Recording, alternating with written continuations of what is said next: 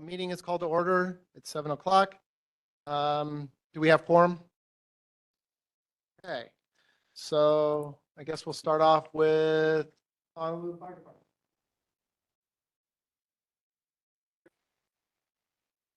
Oh, sorry.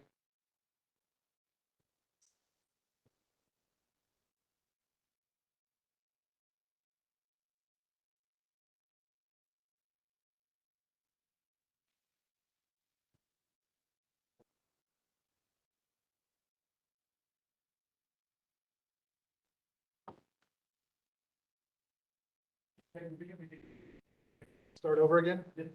Okay. Call to order. Do we have quorum? Okay, great. We'll start off with Honolulu Fire Department. Very much. Thank you. Here's a copy of our report. Thank you. Okay, thank you for having us, everybody. My name is Captain Cisternas from the ʻAiea Fire Station on Engine 10. I'm here to do three things: answer last month's questions, present last month's statistics, and discuss the safety message for this month. Last month, we were asked, what was the cause of the Lelepono fire that occurred in January of 2023? Simple answer is that the cause is undetermined. And the fire investigator classified the cause of this fire as undetermined because of insufficient evidence to support a probable fire cause determination. That's a long answer. The statistics of the confirmed number of incidents in ʻAiea for the month of April, for fires, we had 6 activated fire alarms, 1 rubbish fire, 1 cooking fire, and 2 structure fires. Other emergencies include 14 motor vehicle collisions, 3 of which were motor vehicle collisions involving pedestrians, and finally we had 112 medical alarms. For more information on these incidents, you can visit our fire response map at fire.honolulu.gov under the News and Info tab. And finally, the fire safety message for the month of May is about home fire sprinklers. The safety message includes the fact that fires spread very quickly and they can turn deadly in minutes. Fire sprinklers serve as the first line of defense against the fires, and they're often able to extinguish them even before we arrive. Individuals at high risk include children, the elderly, and those with disabilities. And fire sprinklers can activate automatically, giving everyone time to escape. The best protection overall is having smoke alarms, fire sprinklers, and an escape plan that you actually practice. Those are the 3 biggest things we can do. For more information, you can visit homefiresprinkler.org. And if you want to see Honolulu's fire safety ordinances, you can visit fire.honolulu.gov. And if you have any further questions, please email our public affairs and media liaison at hfdnhb@honolulu.gov. All of these websites and emails are on the neighborhood board report that give you a copy of. Any questions from the board? Any questions from the board for HFD? Community members, any questions? Anybody online, Curtis? Okay, thank you, sir, for your, oh, hold on. Go ahead, sir.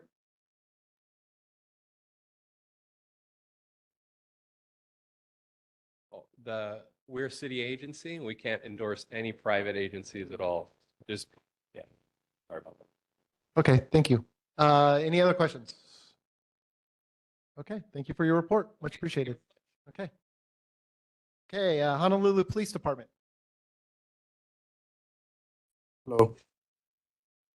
Hi, Lieutenant Keone Hong, representing Honolulu Police Department, working out of Pearl City Station. Going over the stats for the month of April compared to March. Motor vehicle thefts, in April there were 8, 10 in March. Burglaries, there were 10 compared to 9. Thefts, 24 compared to 20. And car break-ins, there were 10 in April and 15 in March. Total calls for service in this area. For April, there was 1,357. compared to 1,339. The tip of the month is drive safely. Please obey all traffic laws and don't drink and drive. Last week I was off, but on May 10th, there was a motorcycle fatality in the area of H1 and Kaimakani overpass where a drunk driver and a motorcycle collided, which resulted in the death of the motorcycle rider. I'm going to follow up on some of the questions from last meeting. I wasn't here, but I was notified there were some cases that you guys wanted information on. So first off, Valor. I know they asked about Valor and special duty.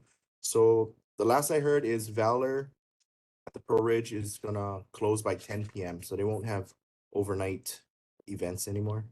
So that's the last I heard, 10 p.m. closing. There was a question about a robbery that occurred at 7-Eleven ʻAiea. So a quick synopsis was on March 24th at about 2:47 hours. Two suspects wearing hoodies, face masks, and gloves entered 7-Eleven ʻAiea Heights. Both suspects displayed firearms and demanded the employees to open the cash registers. Suspects took cash in an undisclosed amount and fled in a white Jeep Cherokee and a gray Toyota Corolla, unknown license plates. None of the victims were injured. Responding officers checked for the vehicles, but they were not located. As of now, there are no arrests resulting from that incident. Another question was about, I believe, the Newtown Rec Center burglary.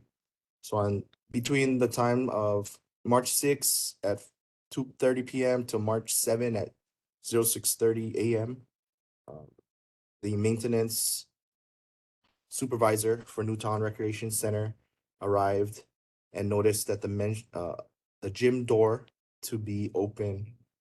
Also, he noticed that the doorknob was damaged. Checking inside of the recreation center, it did not appear anything was missing or disturbed. However, the door being in its condition showed that somebody must have entered unlawfully. A burglary in a second-degree case was made. No arrest was made for this case either. However, officers who initially responded to that case canvassed the area, found a male in a car that was expired.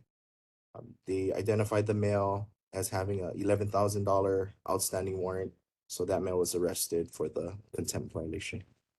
That's all I have to share. If there are any questions, I can answer them at this time. Board members, any questions for HPD?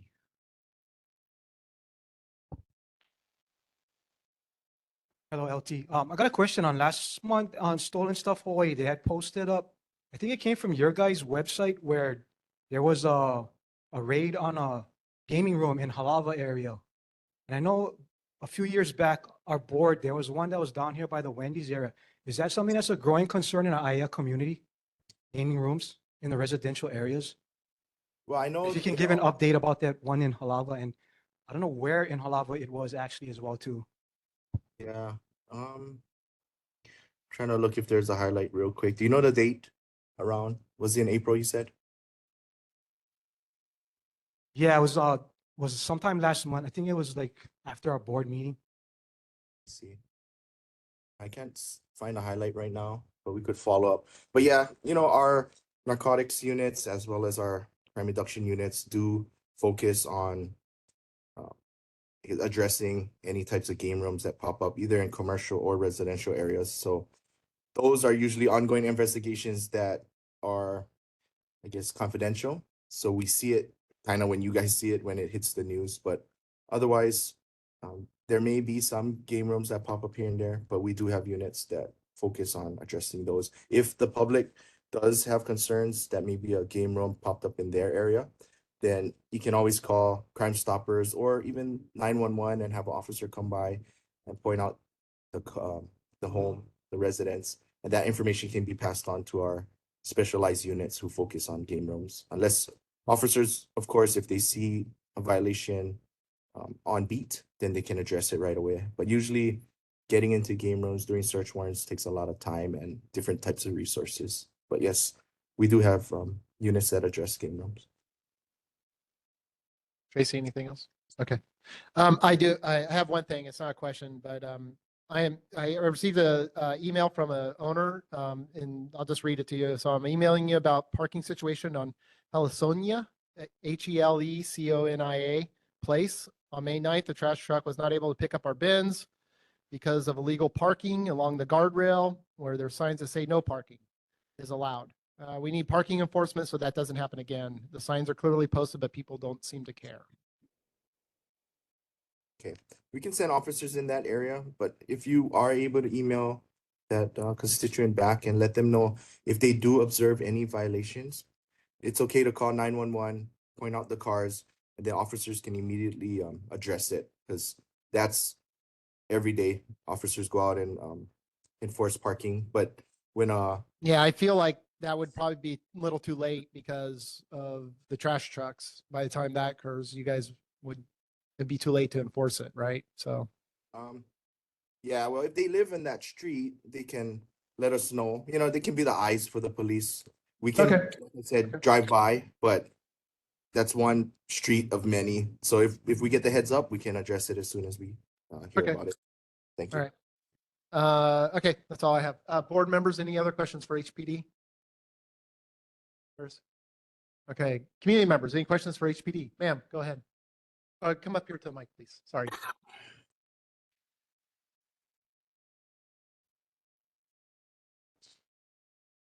Aloha. Hello? Were there any reports of staff being threatened in the months of March 2025 or April 2025 at the Newtown Association Recreation Center?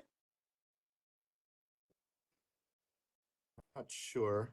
Threatened by, like, sorry, if you have somebody's name, or then I could look up the particular person, but yeah, not sure. Sorry, sir, I do not know the name other than our Newtown Association Recreation Center was possibly closed for a day because of threats to the staff, but I don't have the names of parties involved. I know maybe earlier this week they had a meeting, and I didn't hear any negative things come up from there regarding threats. Did you hear about the most recent meeting? Is that what you're talking about, or way prior?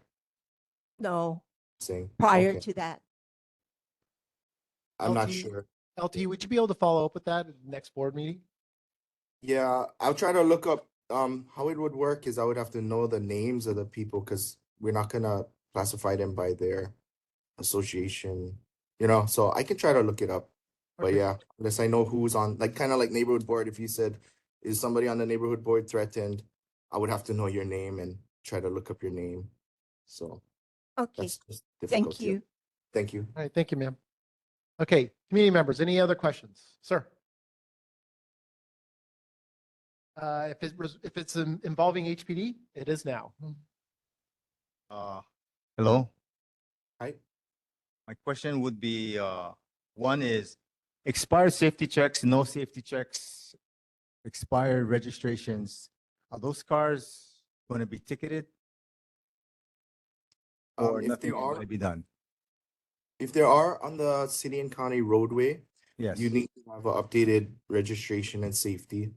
If they're parked or occupied, the occupant could get the citation, or could leave a citation on top of the windshield. Also, depending on how egregious the violation is, say it's 2 years old and it's just parked there forever, officers do have the discretion to tow the vehicle off the city and county roadway. Is there a particular car or area that you have concerns Well, with? the area we look at is ʻAiea Heights Drive and Ulune ʻAiea District Park, the parking lot, and on Ulune towards the stoplight towards the stadium. You have a lot of cars, people that go late at night, early morning hours, and a lot of them have expired or no safety checks or registration. And every so often we have new residents. I call them new residents, that they sleep in the parking lot. Then the police move them out to Olune Street, and they still have the expired safety checks and registration. So it's a concern because it's like, we have a lot of people walking in that area. And they're not comfortable or feel safe in that area. Because of the That's one of expired. them. The other one check. is those Sleeping in the bombs, car. you know, the concussion bombs that they shoot off. ʻAiea had them today. Hmm. And if we know where it's coming from, what's the proper procedure? Or is there something that we can go look at that, because these guys are like a couple of houses away and it's like, it's just shattered, it just shakes the whole house. So similar to fireworks violations, normally the officer needs to witness the violation, or if there is a reporting person that's willing to either provide video or a statement that points us in the right direction and willing to testify in court as well. Okay, So that's, yeah, if you do know where it is or do see it and even have video of it, then you can call 911, an officer will be sent, and then you can explain what you saw and maybe even show the video, and then So- possible enforcement action can get taken. so we're not going to get a response like, oh, we got to see it to do something about it. If you do get a response that you're not satisfied with, what I always recommend is call 911 back and just ask for a field supervisor so that you could get a second opinion on whether or not that particular scenario is true or they could do more. Yeah. Okay, 'Cause thank if you. honestly, if you don't have any evidence or any video or not willing to testify, then that is a true statement that we do have to witness it ourselves. But if there are other evidence or statements that we could use, then we don't have to witness it ourselves. Thank you. Thank you. All right, thank you, sir. Okay, any other questions from the community for HPD? Okay, nothing heard. Thank you, LT, for your service, and thank you for your time. Appreciate it. Okay, Board of Water Supply, Tracy. Hello, welcome back. My apologies. I did miss the last meeting and it was not intentional. Okay, good evening, Chair Wood, members of the ʻAiea Neighborhood Board, members of the community. I'm here to report that last month there was one main break that was reported in this neighborhood board district, and that occurred on April 22nd. It was an 8-inch main, and it was on Napuanani Road. Sorry about that. For our general water announcement, we just want to share some summer water conservation tips. The sun is turning up the heat and summer is just around the corner. It's important to ensure we're saving every drop of water to keep our community strong and sustainable today and for generations to come. Here are some easy tips to save water this summer. Water your plants early in the morning to reduce evaporation. Take shorter showers. Check for toilet leaks. The culprit is usually a faulty flapper. Don't let the faucet run and run. And apply for Board of Water Supply rebates on water efficient appliances and systems. Saving water not only helps conserve this precious resource, but it can also lower your water bill. And you can get more tips at boardofwatersupply.com/7 ways, WAYS. That's it. Okay, thank you. Board of Water Supply. Go ahead. Sorry, Lawrence. As far as that claim that Board of Water Supply filed against the Navy for that fuel spill, is there any updates on that? Because the Navy kind of admitted that they were at fault and they paid out some claim money to some families. I just was wondering if there's any update on that and if there's any progress as far as moving that claim forward. And my next question was, as far as taking a proactive stance because of the fuel leak and possible fuel migration, is the Board of Water Supply looking at putting filters on their pump station, just like what the Navy is doing? Those are good questions. Can I just repeat them to make sure that I have them correct? One is you wanted an update on the claim that the Board of Water Supply was filing with the Navy, and you are requesting if there's any progress in moving that claim forward. Sorry. And the second is the Board of Water Supply taking a proactive stance on filtering out the chemicals? Is that correct, that it's finding? Okay.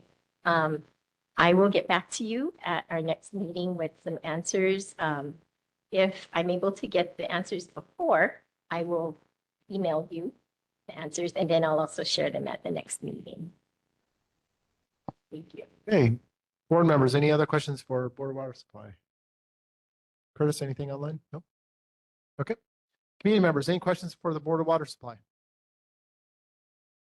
Okay, nothing heard. Thank you, Tracy. Thank you. Quick and easy. Thank you. All right, Mayor's Office. Aku. Good evening, Chair and Board. Can you hear me? Yes, we can. Good evening, everyone. Hawk Millis, Director for Department of Design and Construction. I will jump into my report. Got a lot, so I'm going to try to get through it quickly.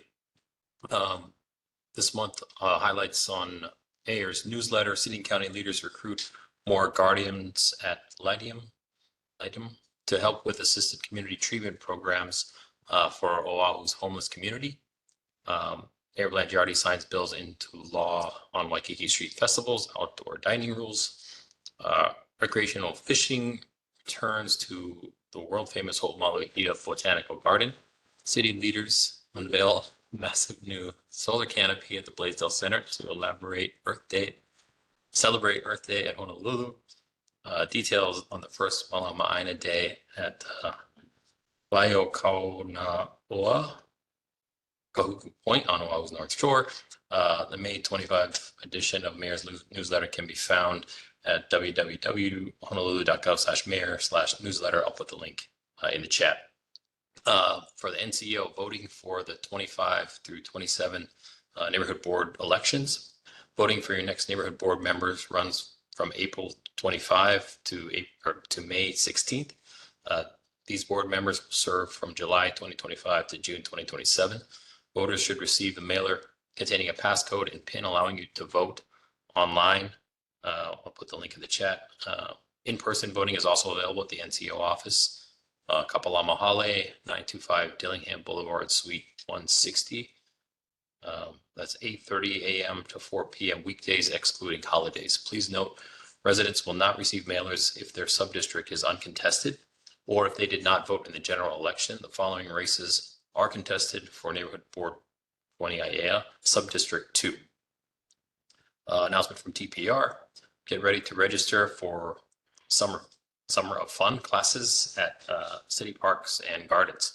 From Keiki to Kupuna, Waianae to Waimanalo, a season full of amazing recreation and educational opportunities is available to you at our city parks and gardens. Registration for Summer Fun 2025 will begin May 12th through May 16th, with enrichment class signups from May 15th through May 19th, based on where your program is located. Enrollment in Summer Fun and enrichment classes will be primarily conducted online through the activities section of the Parks and Recreation online system. Though walk-in accommodations are available. 2025 Summer Fun sites and which ones offer Summer Plus are indicated on the interactive Summer Fun map on the link I'll place in the chat. Looking for a fun part-time job this summer. This popular program still needs plenty of motivated workers to enrich our keiki with positive and empowering activities. For more information, you can apply online. I'll put the link. Not sure which park district your program is located? Use our interactive map to find the park location near you, which district it is located, and how to contact park staff. Again, I'll put that link in. In regards to issues, previous issues, there was still the question about the sidewalk condition at the address 99-230 Maunalua Road. That's TMK 99-042051. There was a question about how long the work was going to continue. On April 16, 2025, Department of Planning and Permitting Building Inspection section conducted an investigation and revealed, per phone conversation with the construction manager, the project should be completed by July 2025. Sidewalk area fronting the property should be restored to its existing condition at that time. There were no building code violations observed at that time. I did have an inquiry that came in regarding parking in the Newtown neighborhood that came in from Ms. Gustafson. But that response, I have not received a response back on that just yet. So it has been added, it has been submitted. And hopefully I'll get a response, an answer for you by the next meeting. That is my report, and happy to take any questions. All right, board members, Lawrence. There was an article about short-term rental and it wasn't being enforced as far as through DPP. What is the procedure or status of what's going on with the short-term rentals that are illegal? That's something I can take back to DPP. I assure you that they are enforcing. It's very difficult for them to know about these rentals without the community helping to identify them. And so once they're identified, I know that they send out inspectors and try to figure out what is going on. It does take time, but I don't have a whole lot of information as that's related to Department of Planning and Permitting. We'll include it in the report and we'll reach out to them for a response. Okay, specifically, the article mentioned Airbnb rentals that were online. And those rentals are in areas where you're not supposed to have those short-term rentals. But I just was wondering if they are, I guess, policing it and giving out fines. Are they able to collect the fines? Okay, yeah, we'll put that in the inquiry as well. Thank you. Board members, any questions for the mayor's office? Nobody online, Curtis? Okay. Community members, any questions for the mayor's office? Okay, nothing heard. Thank you for your report. Much appreciated. Thank you. Okay, moving on to Ms. Cordero.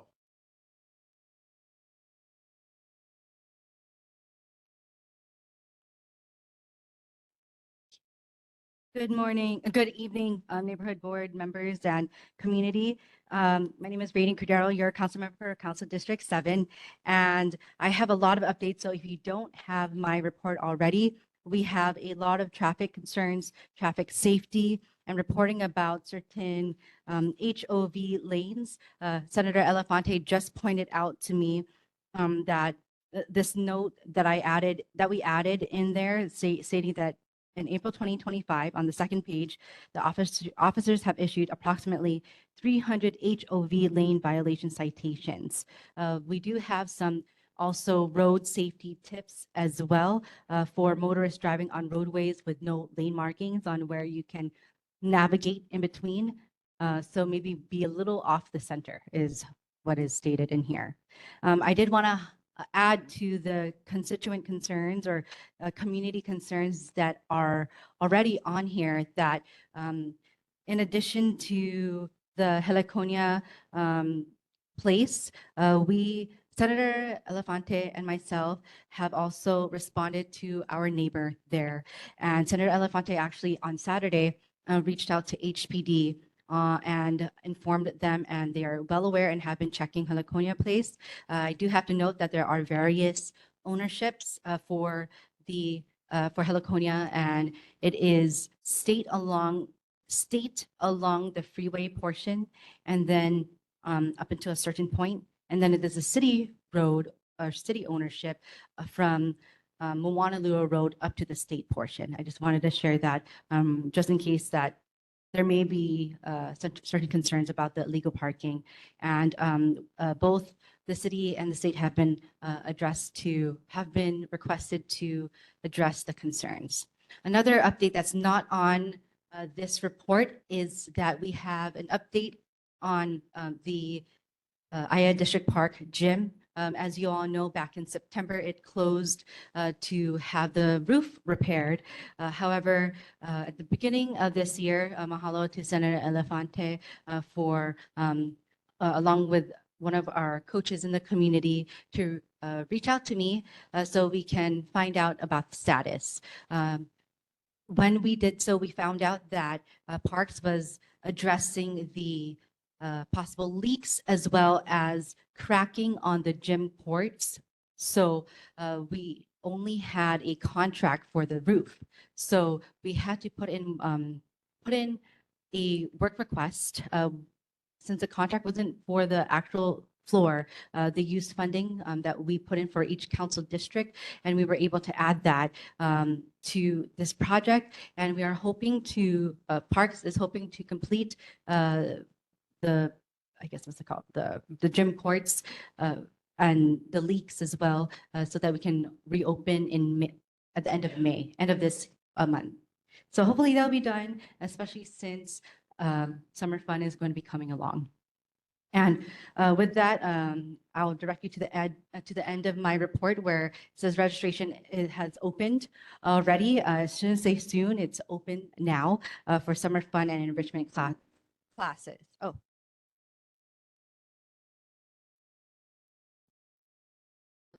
Okay, classes. So please, if you have any keiki or know anyone that would like to sign up for summer fun, you can do so now.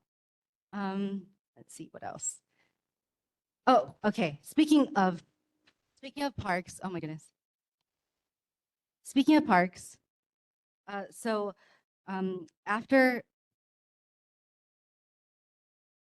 speaking of parks, we have introduced a resolution 25-128, which Representative Shimizu probably could say this report for me because this is going to be his 4th or 5th time hearing me talk about this resolution.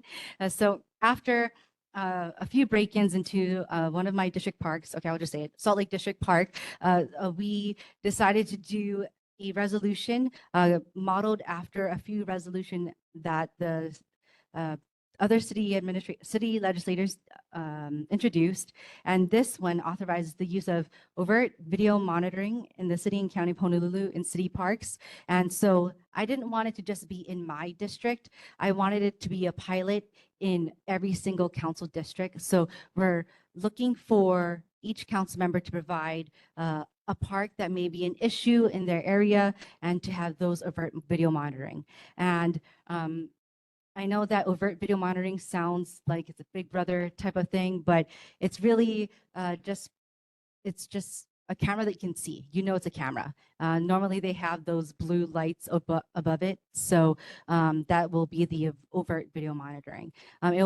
Because it deals with cameras, I do have to mention that it is going for 3 hearings or three public meetings. First off, it will go to council, which is tomorrow, and then it will go to a committee, the Committee on Public Safety or Parks, and then back to the council. Normally, it will go through 2 committee meetings or through 2 public meetings, I should say. So because of the gravity of and concerns that people have with cameras, this is the process for that, as stated by ordinance or actually by statute maybe.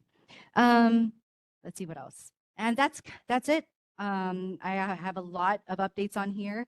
I do also want to, oh, actually, that's not it. That's all. That's not it. I do want to announce that on next week, May 21st at, okay, actually, yeah, at Pro City, hold on.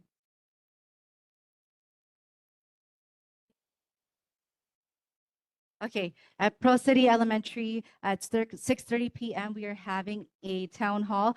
So your elected officials, myself, Rep. Shimizu, as well as Senator Elefante will be there, as well as all the other Pro City and ʻAiea elected officials. So hope to see you there. We will be speaking about UH, and you'll see the UH president, football associate head coach, and as well as the water polo head coach, who was just confirmed today, I believe.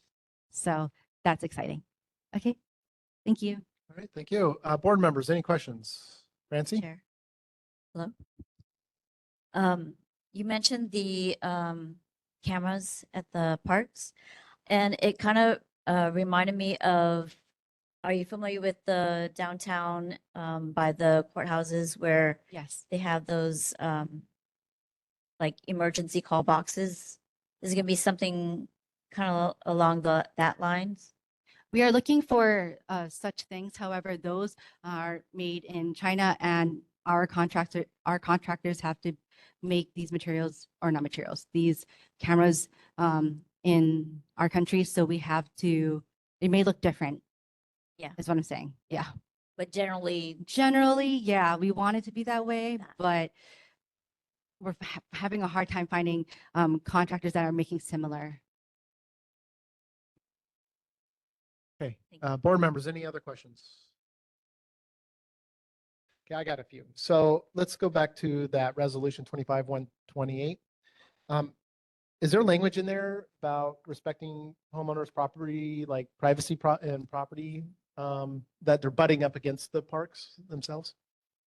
So we are hoping to place these in the middle of parks facing parks facilities. Okay, so they won't be facing like people's backyards or anything like that? No, Okay, all right.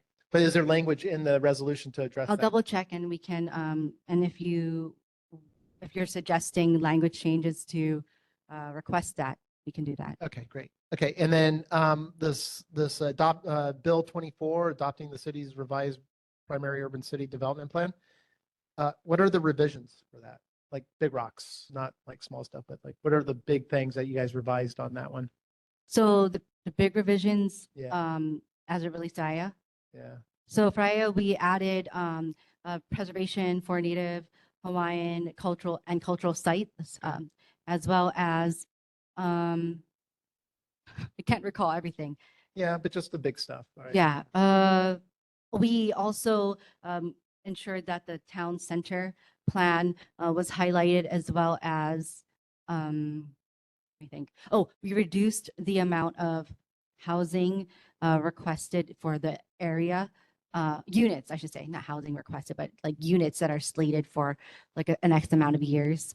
And So we're not going to have a situation like we had recently with the development down there and the issues we've had with. so community. plans are plans, right? They're not, and they're guidelines. They're not, we don't follow them to a T. Okay, So it's based off of what is allowed in that zoning. okay. All right. So if I could just share that, a plan, and then we have a specific zoning or zoning that comes from these plans. And then, but plans don't dictate what people build, really. Okay, got it. Okay, and last thing I want to talk about is the dog parks at the back here. As a dog owner, I love dogs, and I know ʻAiea is not. I don't think we have any dog parks in our community, do we? No, we currently do not. That's right. So what's stopping us from getting this kind of activity or getting this project through, I guess is the best way to say it. So we are lucky because we have a lot of parks. However, we need we need to find a place that one has, I guess, the water hookups, as well as the ability to have a fence that can be there either temporarily or not temporarily. So if there's leagues there, like people with permits, it's going to reduce the amount of space that's there. Right. So we've tried a few areas. I was looking at ʻAiea District Park I've been looking since I got majority of ʻAiea. Is it worthwhile for maybe us as the neighborhood board and possibly the ACA to come up with some suggestions for you? Absolutely. I've already have had some suggestions, and but yes. Claire, would you be interested in working with me on that? Okay, awesome. Thank you. Okay, we'll do that then. Okay. So we'll come up with some suggestions for you and we'll Yeah. see what pans out. I do have to share that when I did get majority of ʻAiea, that in addition to the survey that former council member Fukunaga did, a few of the state reps, and as well as myself, sent out a survey and received a ton of surveys back and stating their support for a dog park and what types of materials that they wanted to see at a dog park. So I can say that the support in ʻAiea is definitely there. So Okay, great. Thank you. All right. And Claire, I'll reach out to you. We'll start doing that talk. Okay. Okay, great. All right. That's all the questions I have. Community members, any questions for Councilmember Cordero? Claire? So Radiant, I wanted to ask you, see, I forgot. You talked about the cameras. Are they Yes. video cameras? Are they tape holding tape, or is it just if you hear a report, then you can click onto that site and you would be able to see it? It's not a sustained tape. What? So we do have capacity issues within HPD as well as our Department of Information Technology to hold that much recording. So it will record over over a few amount of days. So that's what we are going to be figuring out. And with that, it will be recorded and it will be time stamped, and then we'll just review back to a particular time. Because one of the reasons I'm asking is a lot of our schools are adjacent to parks, city Yes. parks, and the whole idea was so that you would have a synergy where you could use the parking lot. But because of the homeless situation, a lot of those parks closed down early and they closed off their parking. So the park users can't use it. And in particular, Waimalo, the Yeah. park users are parking along that driving shoulder And the lane. lights are all off. Yeah, sometimes. and the lights are all off. I don't know. Is the work done? The water work done over there? Not yet. Okay. Wait, that wasn't the question though. Going back to the. Yeah, cameras. so I wanted to know if we could get some relief so that the state and the city could work together to open up the parks. But I'm sure Ah, they need to address the issue. One of the reasons why Malu barred themselves all off the Right. elementary school is because they were getting so much homeless people into the school area. So Yes. cameras itself would help, and then we could assure them that, we will try our best to, if we could work together. Yeah. So when we're doing this project or this pilot, we're looking at certain areas. We're looking at the data, right? Like which HPD, which parks have received the most reports and which had the most break-ins or X, Y, and Z. So when we're looking at that and we do put up the cameras, we want to be able to see how effective it is first, right? So if it is not effective, then I wouldn't want to burden the capacity or resources of the city to do so. But if schools have cameras already that could also look towards the park, that would be awesome. Well, this board got a lot of complaints about Halava District Park. Yes.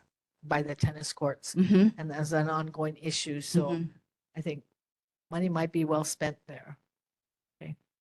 Yes, I was in the backyard of a neighbor there and looking down, I was like, oh, can I put a camera here? But no, I mean, the older woman was like, no, you can't do that. But worth an ask. Yes. Okay. Yeah, Tracy, go. So I got a question. So your guys' storage system for these camera units, is it going to be hardware based or cloud based? I believe, for our Department of Information Technology is cloud-based. All within the city and county of Honolulu. Thanks, Tracy. Board member. All right. Ronald?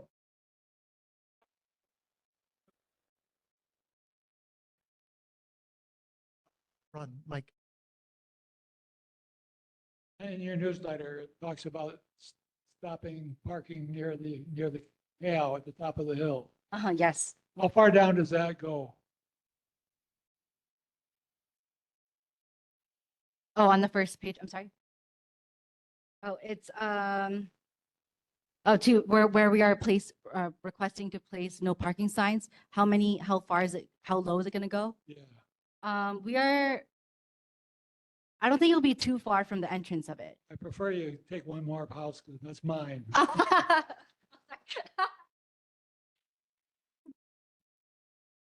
Okay, understood. Yes.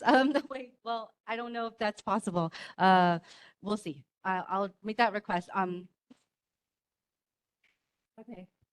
All right, thank you. Lawrence?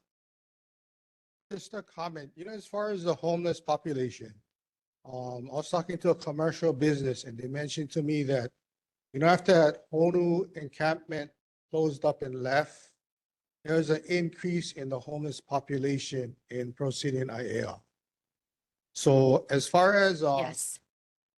trying to see what can be done about that, because when you concentrate the homeless in an area to give them aid and you shut that down, the homeless, they don't have any place to go, so they're gonna Right. disperse in the community.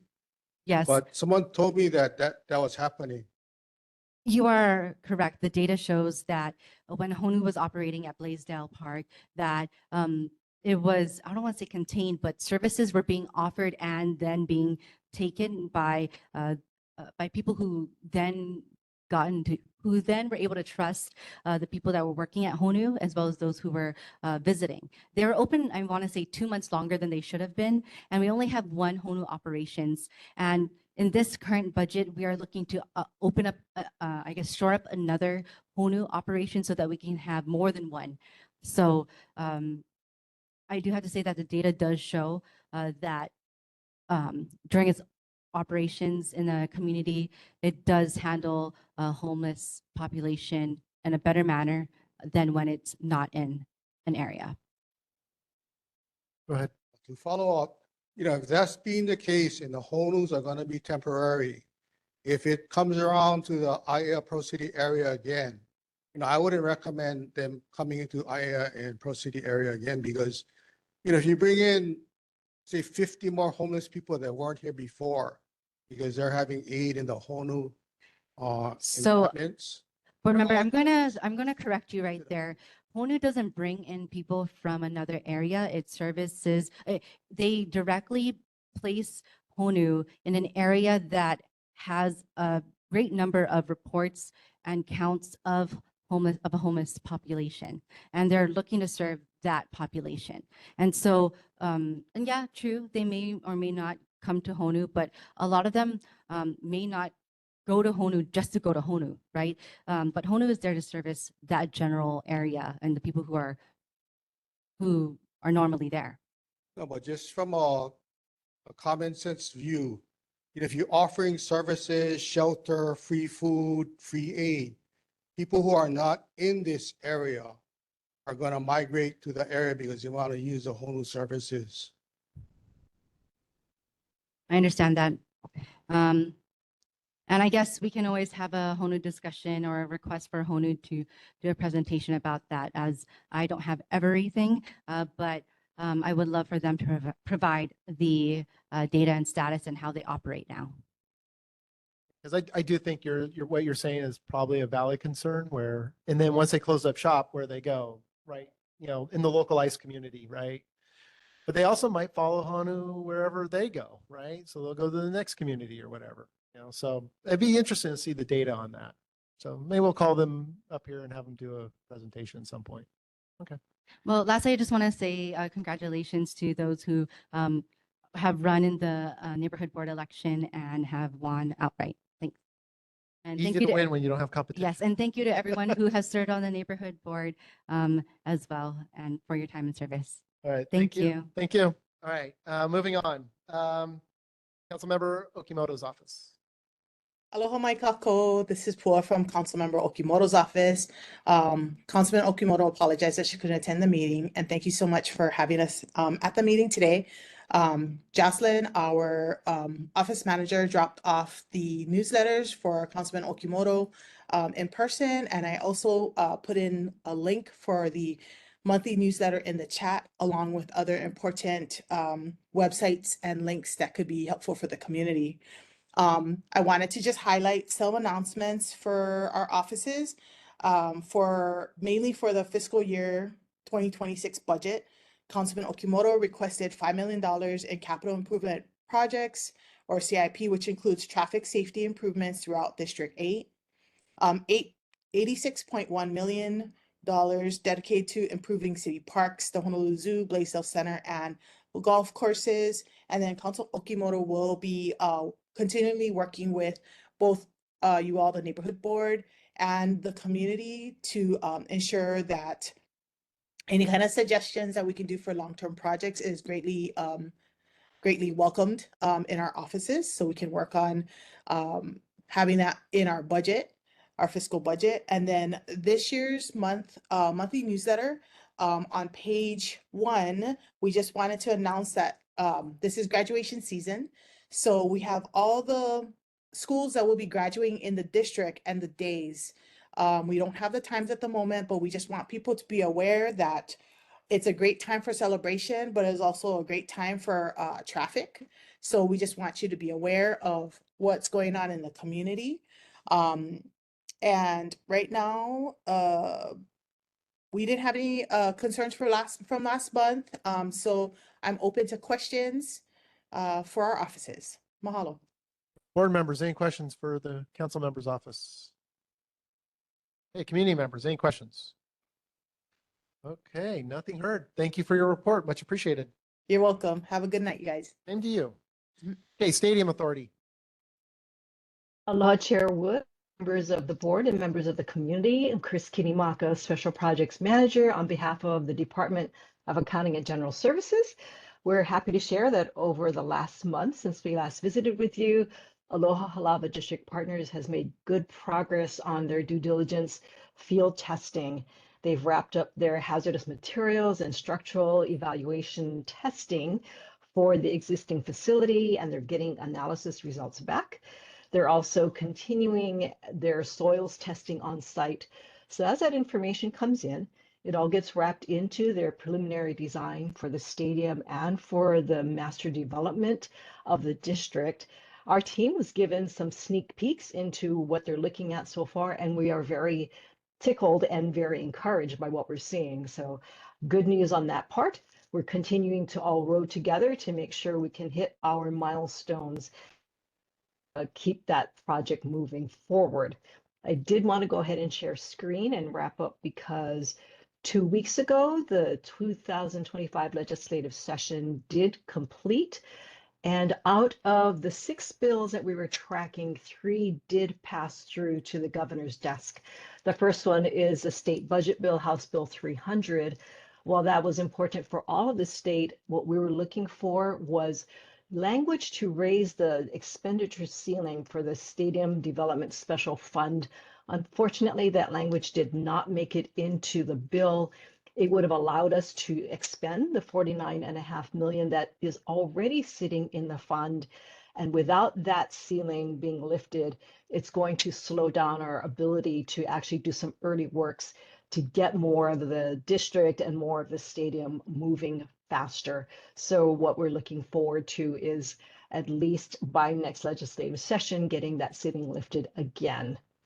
House Bill 1007 gave the Hawaii Community Development Authority additional authority to assist with infrastructure development in transit-oriented development communities. That includes our Stadium Development District and all the communities along the skyline.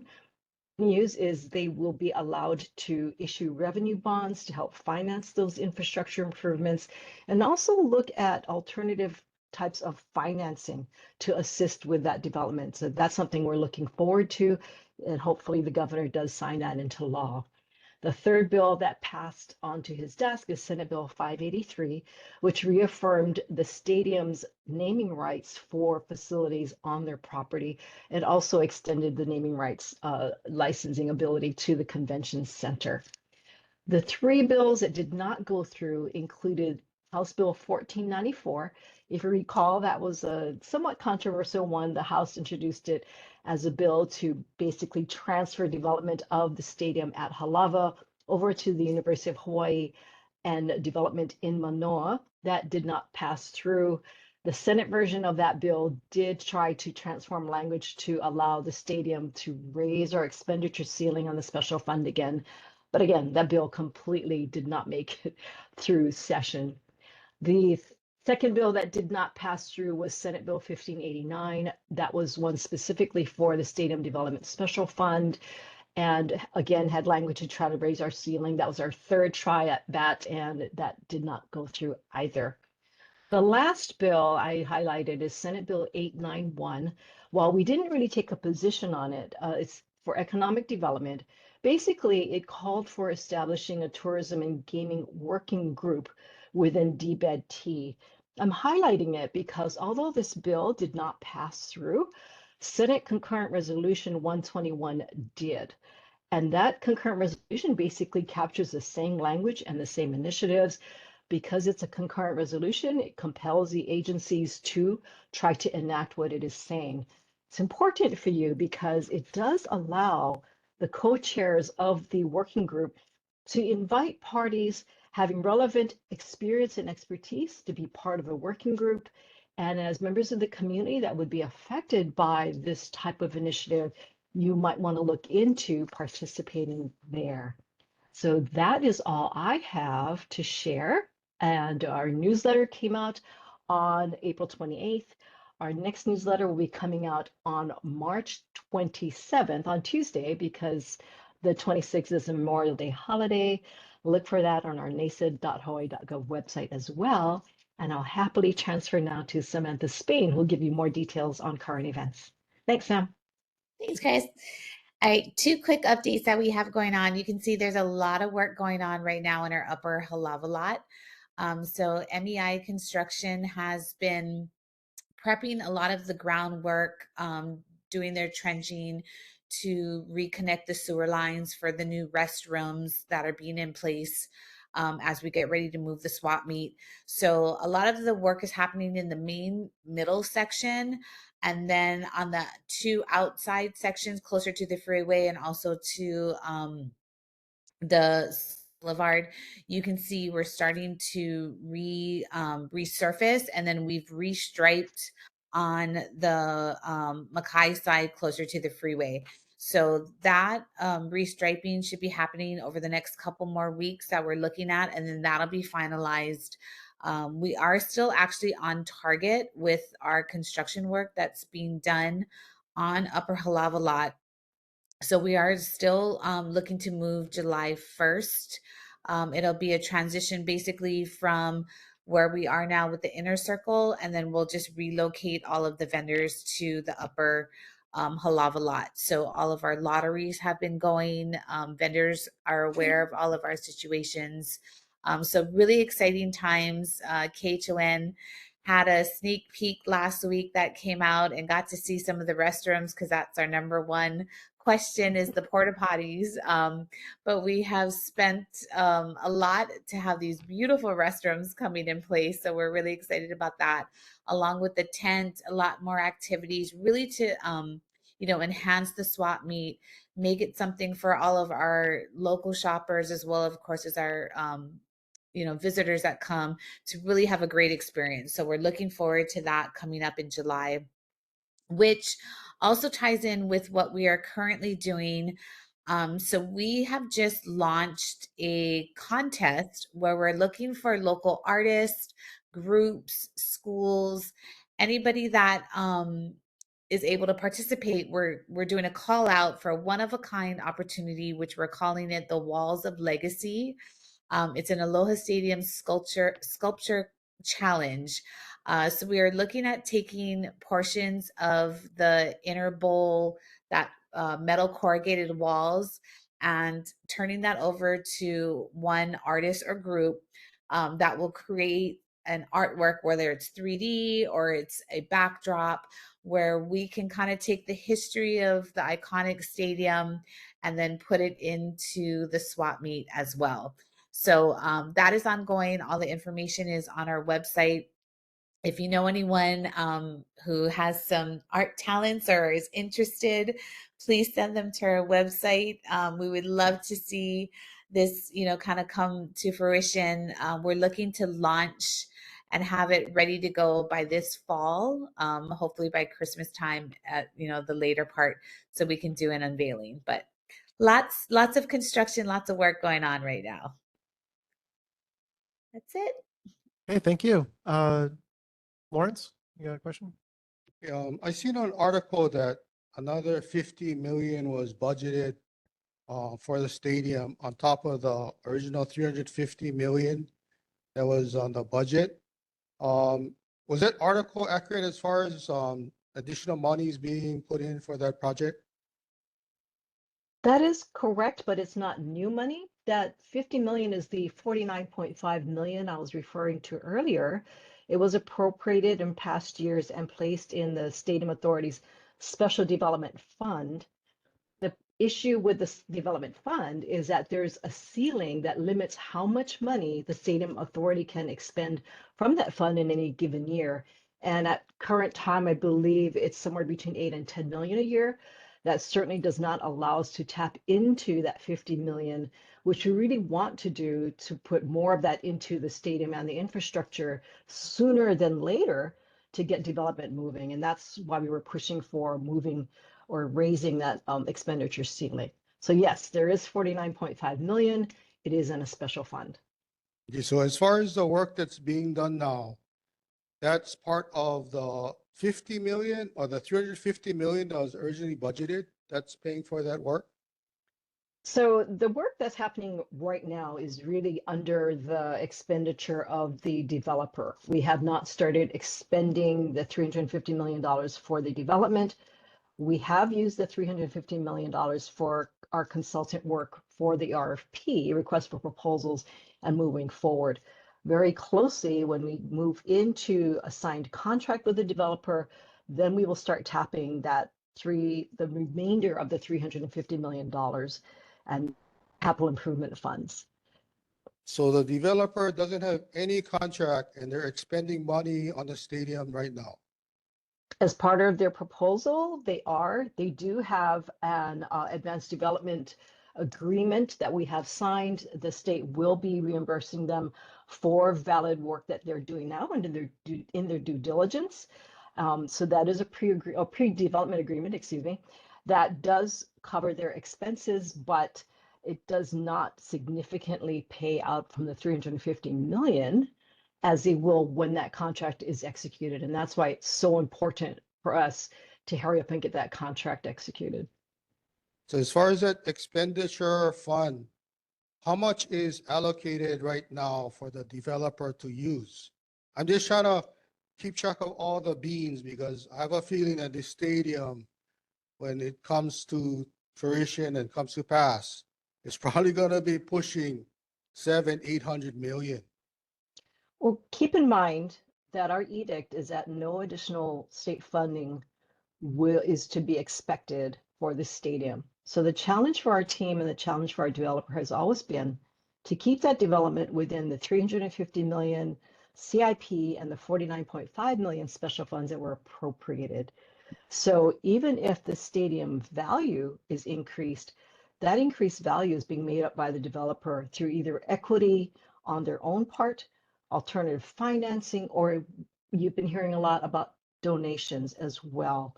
So it's not like we're going to turn around and come back to the public and say, we need another $300 million appropriation. Okay, but as far as of now, a developer has not been officially selected. The developer, we have narrowed down the developer to Aloha Halava District Partners. They are the preferred offerer. They are working hard to come up with the final documents that we need to move into the contract. So that's what we're targeting for June. That's what we're pedaling hard for. But no, we do not have a formal contract for the full development yet. Right, thank you. Sure. Okay.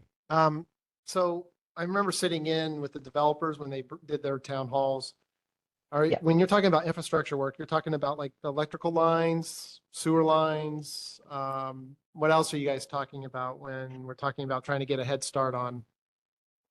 But it's really everything. But when you look at the layout of the entire district, you remember it's just a stadium now with a lot of parking. And what they want to transform that into is a full community. So grid streets, and that means water, sewer, electrical, et cetera, et cetera. What we're looking at in the first phase is what they need to make sure all of the existing infrastructure utilities are still at the right capacity and to be able to meet code for the new stadium and also for the first tranche of development. And that's what they are outlining now. How much of that first land are they going to take down? How much are they going to develop in this first round? We want the stadium and that first development to happen almost simultaneously so they can generate revenue to help support the stadium. And that's the key infrastructure. We're working side by side with our city and county of Honolulu counterparts because they are undergoing the huge Honolulu wastewater system improvements that come right down Salt Lake Boulevard. And our timing is just, overlapping on that. So all of that infrastructure is what we're looking at. All right, thank Thanks. you. Okay, board members, any other questions for Stadium Authority? Community members, any questions? Okay, nothing heard. All right, Great, thank you mahalo. both for your reports. Much appreciated. Thank Okay, you. moving on to OCCC. Hi, so Bettina can't be here tonight. Okay. So I wanted to, she asked me, I'm Warden Shell, from OCCC, and she asked me to come and present to you guys, a few of the things that we've been tracking and doing, here in our project. So bear with me for a moment.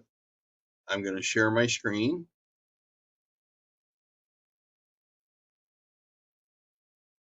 If I can share my screen. I know Bettina has a way of going through like every bill that's out there. If we could skip Yeah, that tonight, well, that'd and be, I'm going to that'd be read much I'm going to read appreciated. it because she's covered a bunch. Yeah. Okay, thank you. So I'm going to start off. If you can't see my screen, let's just go through it. The first bill that I wanted to talk about is House Bill 677. That's the reentry bill that they're looking at. That's the one where we are looking to put together packets so that people have a way to get their birth certificates, social security cards, other relevant identification, so that they can be more successful when they come out of jails and prisons and back into the community. That has passed and has been enrolled to the governor for his signature. So it's in the governor's hands at this point. The next one I wanted to mention was the Oversight Commission. Beginning on July 1st of this year, it'll extend the term of the Oversight Coordinator for the Hawaii Correctional System Oversight Commission. And it clarifies that the Oversight Coordinator has the general authority to inspect agencies and correctional facilities without notice. That has also passed and has been enrolled to the governor. The bill regarding solitary confinement, which is one that restricts the use of solitary confinement in state-operated and state-controlled correctional facilities. There are certain specified exceptions to that, but it requires us to develop a written policy and procedure regarding solitary confinement by July 1st of 2026. And it also involves the Oversight Commission being able to look at our solitary confinement and make sure that we're doing it according to what we're supposed to be doing. That has been enrolled to the governor at this point as well. There's also legislation out there relating to the detention of minors. It prohibits minors from being held in jails, lockups, or prisons for adults. That's a very good idea. We're supporting it. It's been enrolled to the governor and should be signed soon. Two concurrent resolutions that we have in place are requesting the Department of Corrections and Rehabilitation to incrementally and systematically reduce the number of inmates incarcerated in private out-of-state correctional facilities. That the House and Senate have adopted final forms on. The idea behind that is to bring our men and women that are off island back to the island where they can have familial and connections, cultural connections here on the island. As well as bring that work back to our island. There's also SCR 20, which is requesting the Department of Corrections and Rehabilitation to comprehensively reevaluate its policies regarding in-person contact visitation at correctional facilities throughout the state to best support incarcerated persons staying connected with loved ones who can help them on their journey of rehabilitation. Those two bills are actually something that are sort of related, because having a family connection for these people that are in jails and prisons is very important to offering them the chance to have a rehabilitative environment. You know, if you cut people off from their families, it just causes them more harm. So these are two things that the department is also supporting very much. So here's our frequently asked questions that people ask us all the time. I think we've covered these many a time. What is a jail? A jail is usually pre-trial and misdemeanor offenders. The goals of the new jail is to give them a humane place where we can work on rehabilitation. We're a rehabilitation model more so than a punitive model. That's the whole idea behind some of the things that we're doing and some of the legislation that we just talked about. Some of the distinctive stuff about the new jail is, well, it's going to be new. It will have a more updated design that's more in line with what corrections has evolved into. The old jail is many decades old and doesn't meet the needs of our public anymore. And so this is a better opportunity for us to do it. Some people have stated statistics indicating there are individuals in the jail who are placed there because they are homeless. Is that true? No, homeless is not a crime. So the people who come to our jail aren't placed here because they are homeless. They come to jail. Now, where it can affect is perhaps they can't make bail. And there's some reforms that are actually out there, but that's beyond the help of corrections. It's outside of our scope. We can't do much about that.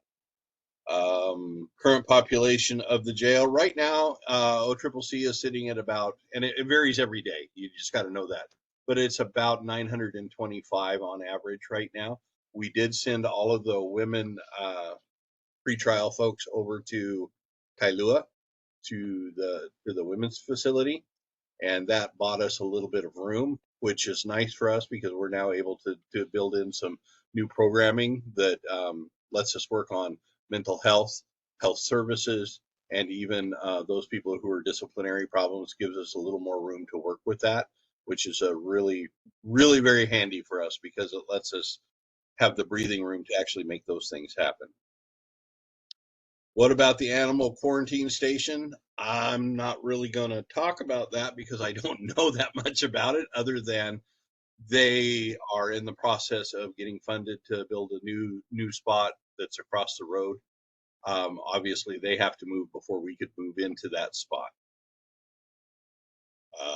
Cost estimate for the construction, that is, they just did a value for money. I don't want to talk about the exact money on it because I've been out of the loop for about 6 months right now, and the last figures I have may be outdated, but perhaps somebody in the audience might know. I know we did a value for money cost estimate update. We will probably will know even more in a month or two because we're having meetings on that all the time. What will they need for additional funding? Their additional funding. So jails are funded by the state tax dollars. We can't do like they do with the stadium project where we can go out for private vendors and stuff, and we wouldn't want that.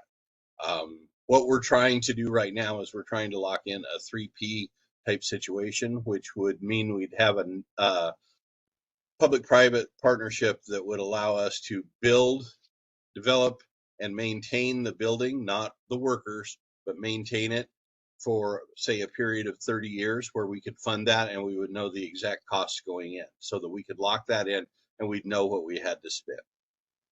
Project delivery method, as I said, we're talking about 3P is the one that we're looking most at. What happens if the project does not move forward? Is there a plan B?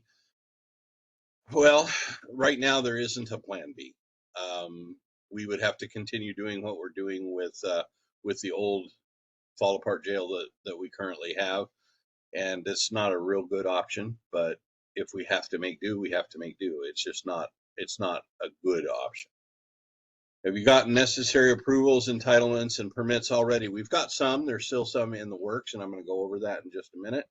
And the project has both administrative and legislative support. We do have that support, actually. So Tommy Johnson is our administrator and very much believes in this project and has championed it, as have I.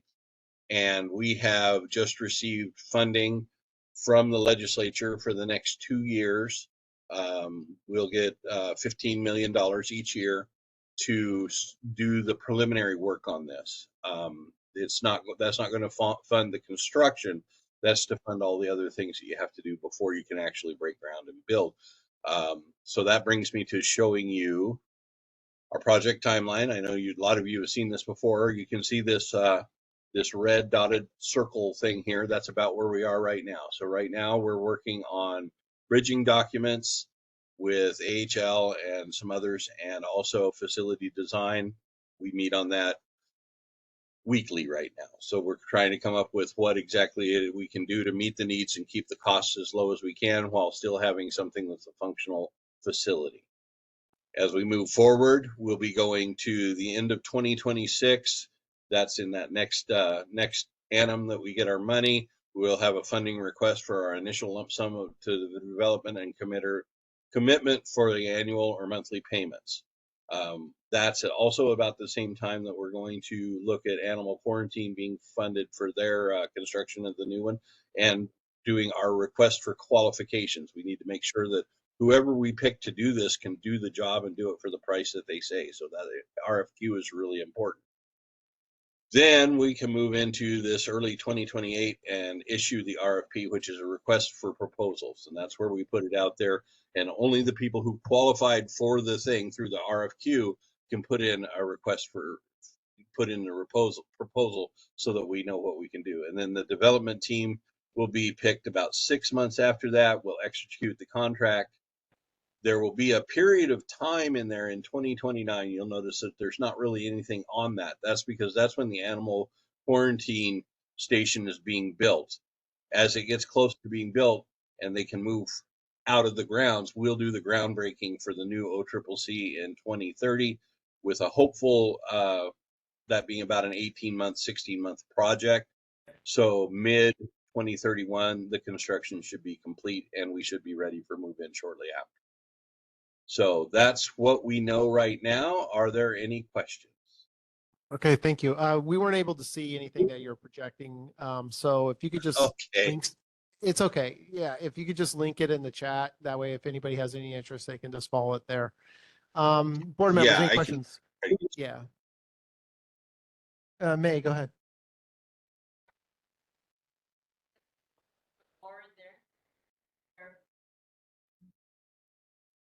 The warden. Impressed. And the part that you said about the prisoners who are on the mainland, like Arizona, I had students that were treated as, you know, adults. They're coming home to Hawaii. That means more and increased numbers coming to in our prisons. And as I saw what we saw. Who's talking? Oh, I'm sorry. Yeah. Oh, I hear an echo. Okay. It's going to make it more crowded, Warden. And I'm very concerned that what I saw there, I was really impressed because I know how old that prison is and how confined they were in that small little cell that had a basin, a bed, and like a toilet. And that's all I could see. So, you know, I just want to, I hope your plans will be a little more modern and more accepted, because what I saw, I was kind of depressed, and I can see how the inmates would feel bad if they were put in that kind of situation. Okay, that's it. Thank you. Thank you, May. Board members, any other questions for OCCC? Okay, community members, any questions for OCCC? Okay, nothing heard. All right, thank you for your report. Okay, moving on. Pearl Center or Pearl Ridge Shopping Center. David.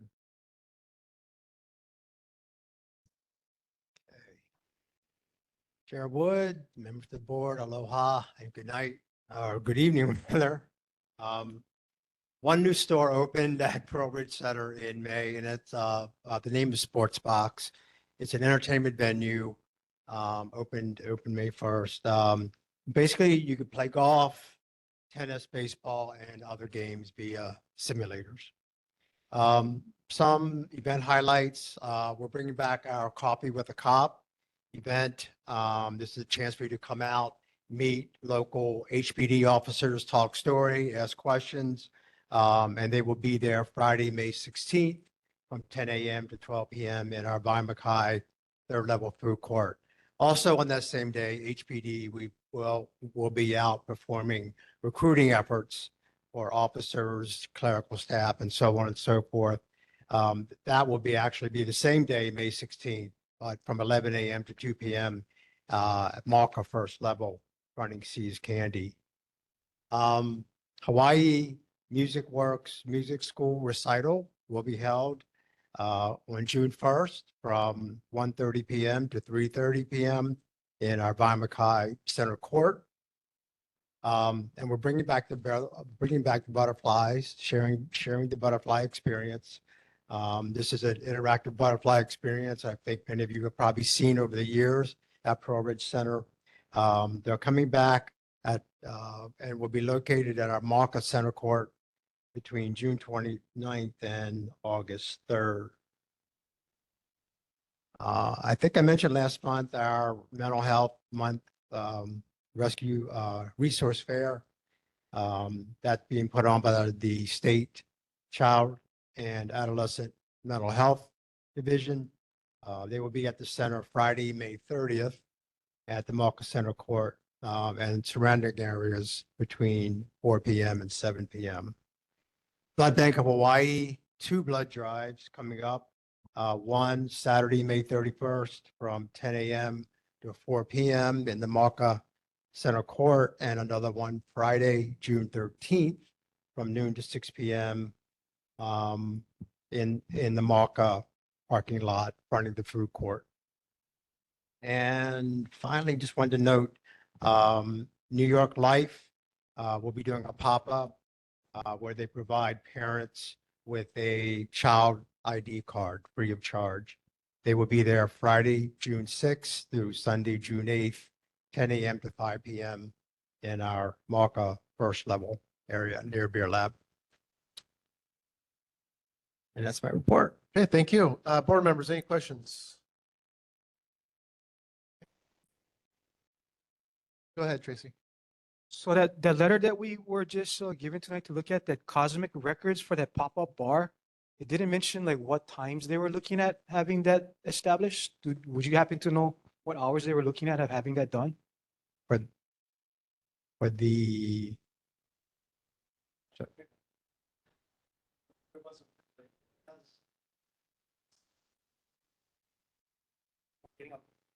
Permit for a pop-up bar at Orridge. Yeah.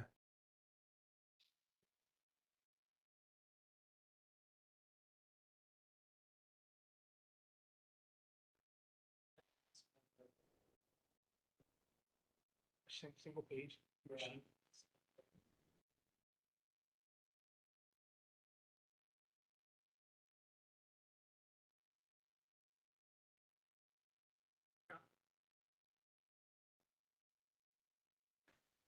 We'll follow. Yeah, Just follow up after this. yeah, we'll do. Anything else? Can you talk about the nightclub What's that? incident? The Anything? nightclub incident that happened there? With the what?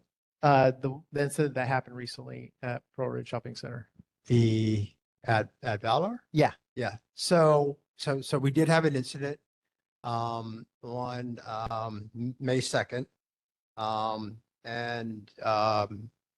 then it was not good, honestly.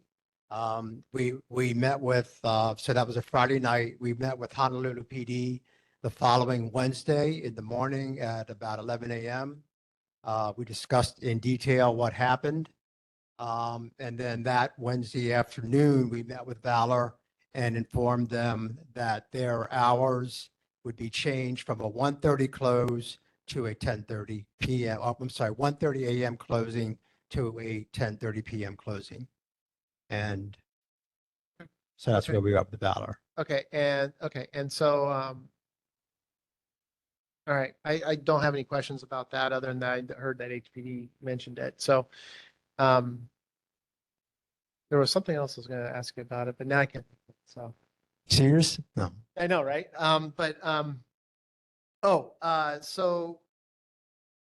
So my understanding is, I know you mentioned this at the last meeting, or we had a little bit of discussion about it, but that HPD wasn't able to provide basically off-duty officers to this location? That's correct. The special duty Right.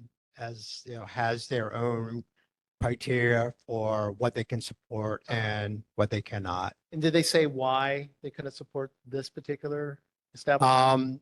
Because they have supported other establishments. Right. Some of It's my understanding that they consider Pearl Ridge Center as part of their natural patrol or part of their patrolling efforts. Okay. So the special duty did not qualify to So assist basically with that. HPD's position was that since they're already there, why do they need Exactly. to do off-duty support? Right. Okay, got it. Okay. Are you okay with that? I mean, I'm asking. Of course I am. Okay. Okay. All right, all right. Because I mean, we have pushed similar, how should I say, we did it for the club that's across the street from Pro Ridge Shopping Center where they've requested special duty officers. And we actually facilitated some of that. So I'm just asking if. Yeah. you No, know, I mean, we have a great relationship with HPD and Okay. certainly whatever their rules, criteria, so forth are, we respect that. Okay, okay. Well, I appreciate, I mean, I'll say from the board, for myself at least, that appreciate you taking action on it and adjusting the time to hopefully accommodate, so that this doesn't happen again, right? Yes, So, absolutely. Yeah, so Yeah. thanks for being proactive about it. So much appreciated. Okay, thank you. Oh, okay. May? Can, Outside.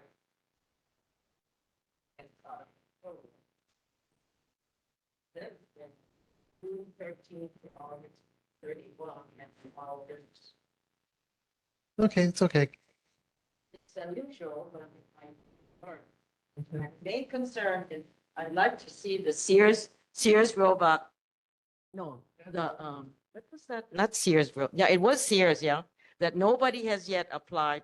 If it's too big, maybe they should, make it in segments or shorter because nowadays businesses are not doing well. And if the building is so big, how many floors or four, maybe they could start and subdivide it.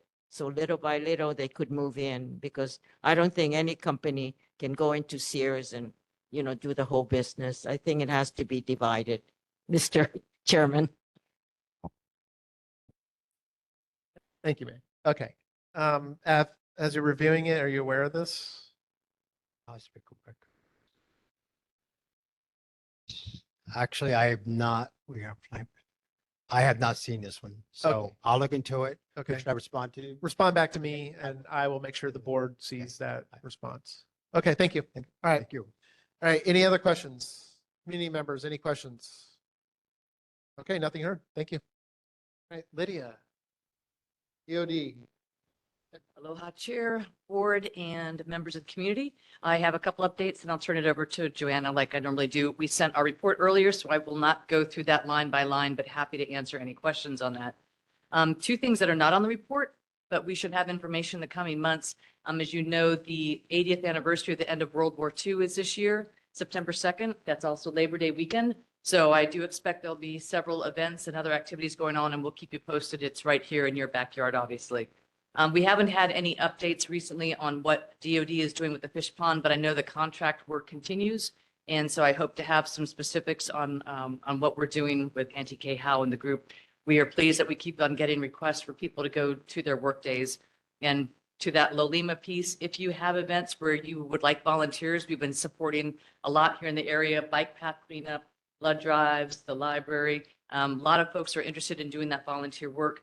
Ship tours, just let us know. We're doing them at least 2 Saturdays a month, and we've gotten some great turnout on that. And then I will turn it over to Joanna. Good evening, Chair, board members, and community members. Joanna Delphin for Navy Closure Task Force Red Hill. So just a couple of updates. Next week, Wednesday, we will have our quarterly open house at the Hokulani Community Center, which is 298 Main Street. The open house this time will focus on tank cleaning updates, pipeline removal process, as well as the reactivation of the Navy ʻAiea Halava shaft and the Red Hill shaft as well. Tank 2 degassing efforts will begin up at Red Hill later on this month, I believe on the last week of the month. So that's another big milestone for Navy Closure Task Force. We also hosted a webinar a few weeks ago regarding the reactivation of the Navy ʻAiea Halava shaft. If you weren't able to catch it, it's on our website. A recording of that is on our website and our mobile app for those who are interested. Those are my big updates for today. Awesome. Thank you. I love it. Short and sweet. Okay, community members.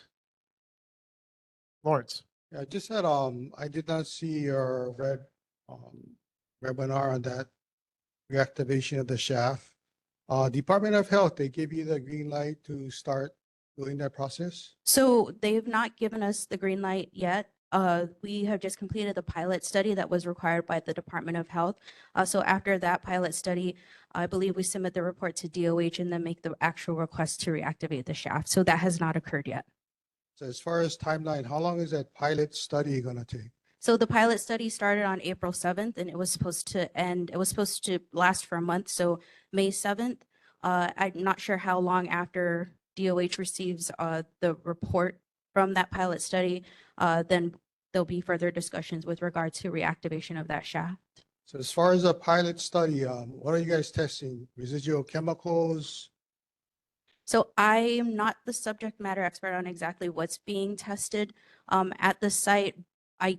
We can work on getting you those answers, but if you want to speak directly to the experts, they'll be at the open house next week. Thank you. You're welcome.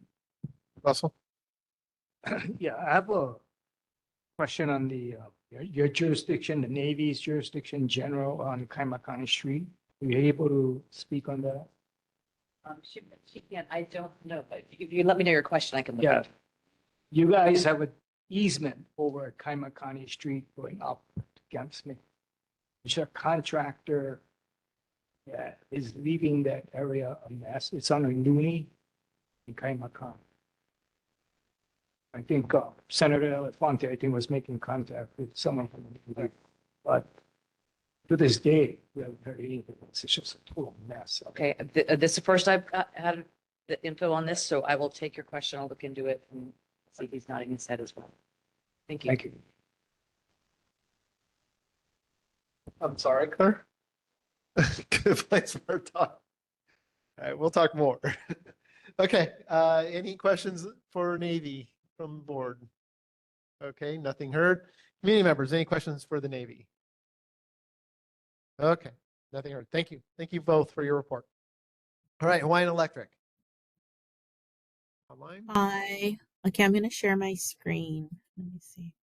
So I got a question for you before we start. Do you want to just go, how long do you think it'll take for your presentation on the project update and repower, the repower project update? It should be under 5 minutes. Okay, so how about, can we just go ahead and incorporate that into this as well? Like, Oh, as yeah, your- yeah. Yeah. Yeah. Okay. All right. Just for Okay. sake of time, trying to move things along. All right, no problem. All right, thank So you. aloha, everybody. My name is Chanel Aoki. Can you guys see my screen okay? Yep. Am I We sure sharing? can. Okay, great. All right, so I'm a project developer with Hawaiian Electric Company. Today I'm going to share our proposed project to repower the Waiau power plant. Okay. So the Waiau Repower project was among 7 projects selected across Oahu in December of 2023 from the Stage 3 request for proposals for variable renewable generation and renewable firm capacity. So right now, we're continuing our work to obtain permitting and regulatory approvals, and our PUC application was filed a few months ago in March. The Waiau Power Plant was initially commissioned in 1938 with its first steam boiler unit and subsequently installed 7 more steam units over the next 30 years.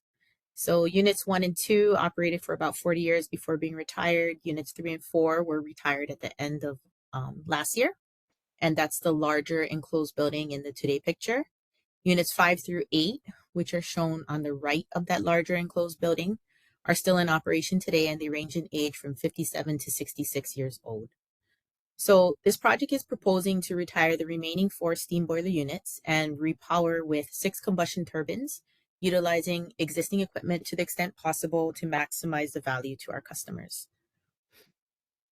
So we've selected General Electric's LM6000 PC Sprint combustion turbines as our units of choice for their high reliability and market dominance in the 50 megawatt space.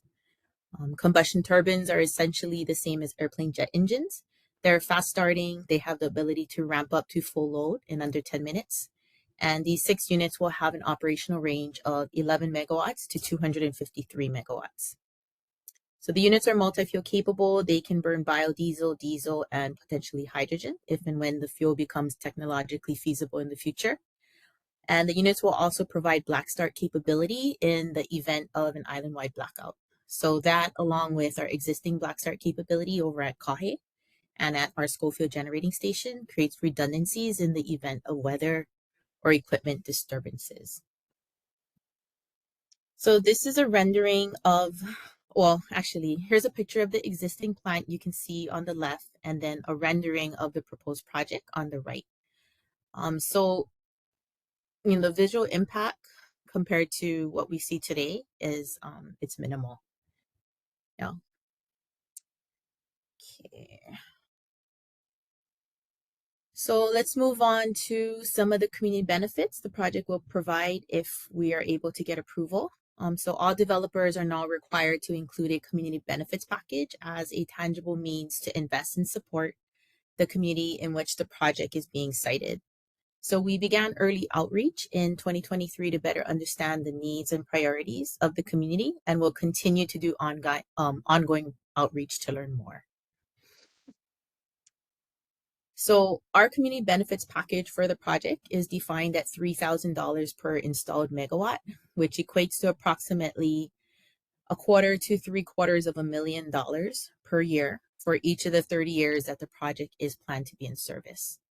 The variability amount is dependent upon the number of units that are installed, which is predicated on approval by the Public Utilities Commission. Benefit selection and disbursement will be determined by a community advisory group, which was initially formed in 2023, or a third-party administrator should the advisory group decide that this assistance would be beneficial. Okay. Timeline. So the PUC application for this project was filed in March, and we're hoping to receive approval by the end of the year. If the project is approved and all relevant permits are obtained, the first 2 units would be slated for in-service in 2029, 2 more in 2031, and then the last 2 in 2033. And then so with this schedule, the community benefits would be dispersed starting in 2030. Okay. So last thing, we have a project website shown on the screen. You can visit to learn and keep abreast of what's going on with the project. And we also have an email address if you have questions, comments, concerns, or would like to join our email list. Okay, and that's all I have. Okay, thank you. Mhm. Questions, Lawrence? You mentioned that you guys formed an advisory group for your community benefits program. Mhm. Is anybody from ʻAiea in your advisory group? We also have Michelle Chang on the line. Chanel, I can answer. Hi. This is Michelle Chang from the Community Relations Department. I'm also part of this development team. And because the Waiau power plant is defined in the Pearl City Waiau area, host community is identified as Pearl City. We do have majority of the members on the advisory group from the Pearl City community, but we're also looking to possibly expand out to ʻAiea if the current members feel that's necessary. Okay, so by saying that, are you saying that that quarter to 3/4 mil that's being allocated per year, that's only gonna go to Pro City? No, currently right now that's still being determined by the advisory group. There is the possibility that those benefits could expand beyond Pearl City, which could include ʻAiea, Waipahu, but we're still in the early discussions with that advisory group. Okay, if at all possible, because Pearl City is our neighbor and Pearl Harbor is like in ʻAiea's back door, could you guys grab some people from ʻAiea to join that advisory group? Yes, so we'd be more than happy to consider that. Board member Higa, if you have some recommendations, you can email that to me, or even if any of the neighborhood board members might have some people, community leaders in ʻAiea, I'd be happy to take those recommendations. Okay, and another thing, being that your electrical plant is in the tsunami zone, are you guys elevating the equipment so if there's a tsunami, it's not gonna be affected? So the equipment is already elevated. And then as far as the tsunami zone, we're out of that first, I forget what the category was, but we're actually out of that zone. Okay, as far as that, I know the sea levels are gonna be changing and rising because you're next to the ocean. Mhm. As far as taking that into account, I know you said the equipment is elevated. How much is it elevated? 30 feet. The equipment is elevated 30 feet, so if you have a 25-foot tidal surge, you're gonna be okay. We should be. Yeah. I mean, most of the major equipment is elevated off of the ground. Okay, thank you. Okay, board members, any other questions?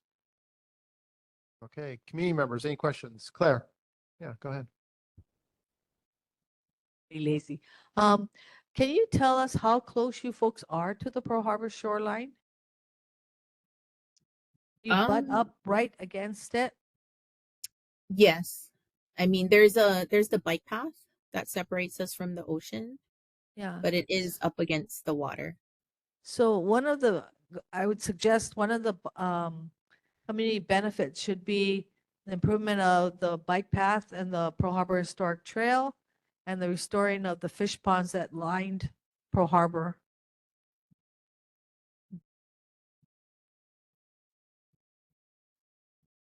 Is that something we can propose that, Michelle? Or raise that Yep, to our we can group? definitely look into that. We'll take back your feedback and incorporate that and see what we can do. Okay, Lawrence?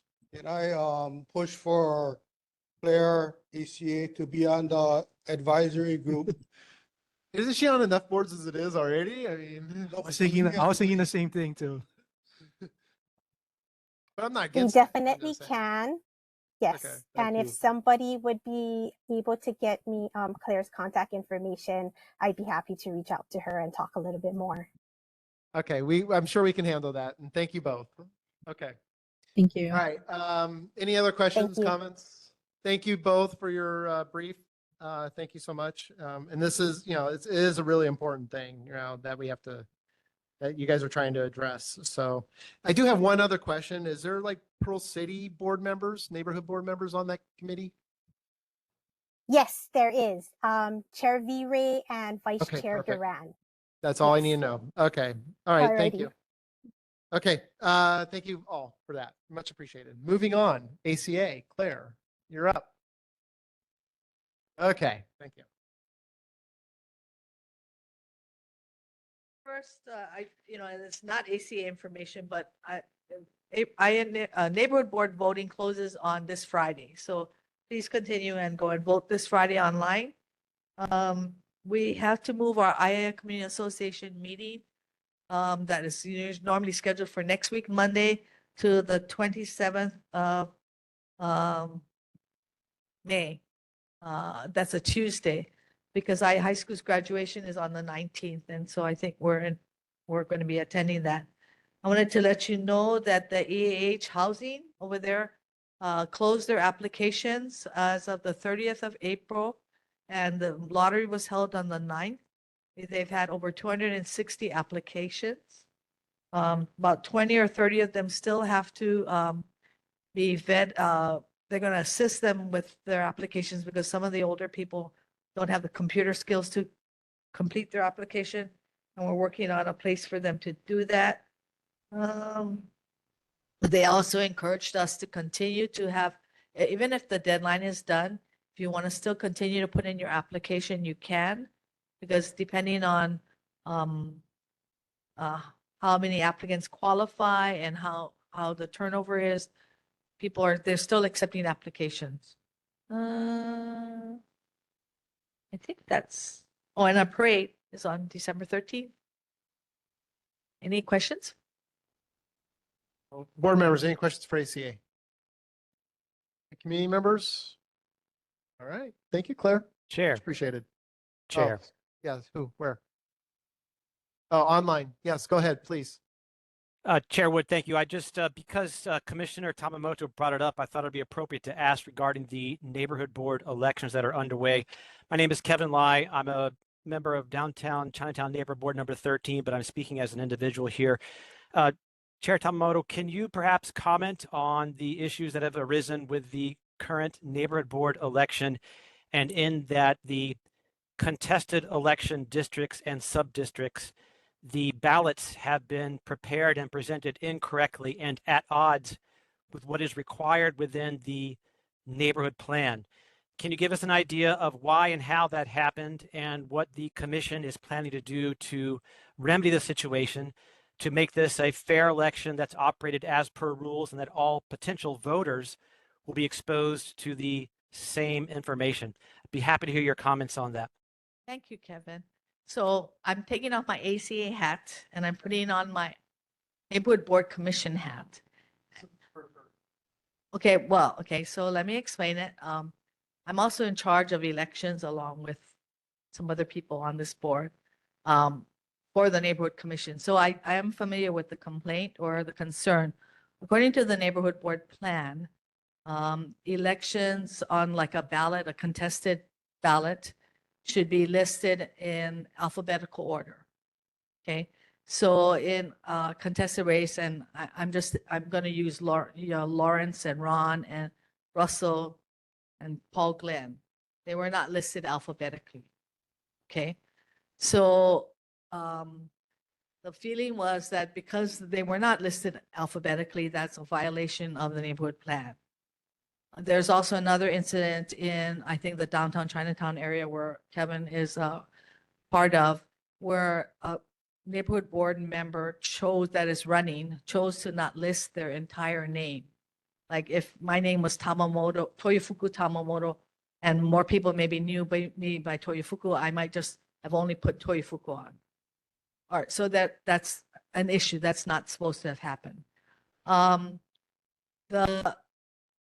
And this is only for contested races. Ballots were only mailed out to contested races. So the feeling was, well, although it was contrary to plan, it was decided, it was in the discretion of the NCO director to still go ahead with the elections. The alternative was to, all the people who had already voted, because this came up after the elections had started, was to cancel all the votes and ballots and start election and voting again. The feeling that that would cause some confusion among voters and people might not vote, and that also to mail out new ballots to everybody would be a very expensive undertaking. So it has been decided that the elections will go and proceed as what was publicized, and that the elections that have contested races or people that feel that the race elections were not held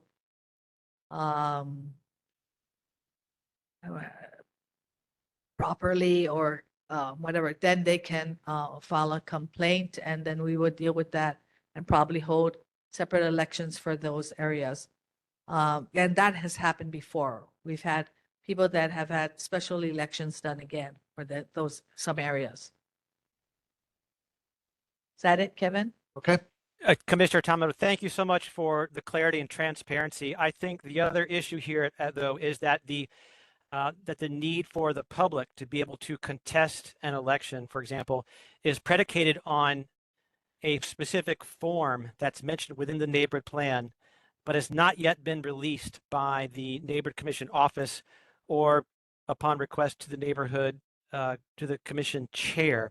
I wonder if you know if that form indeed already exists, or if it still needs to be generated and approved by the neighborhood commission before it can be released to the public, because it is very time sensitive in that it requires the collection of multiple signatures within a contested district.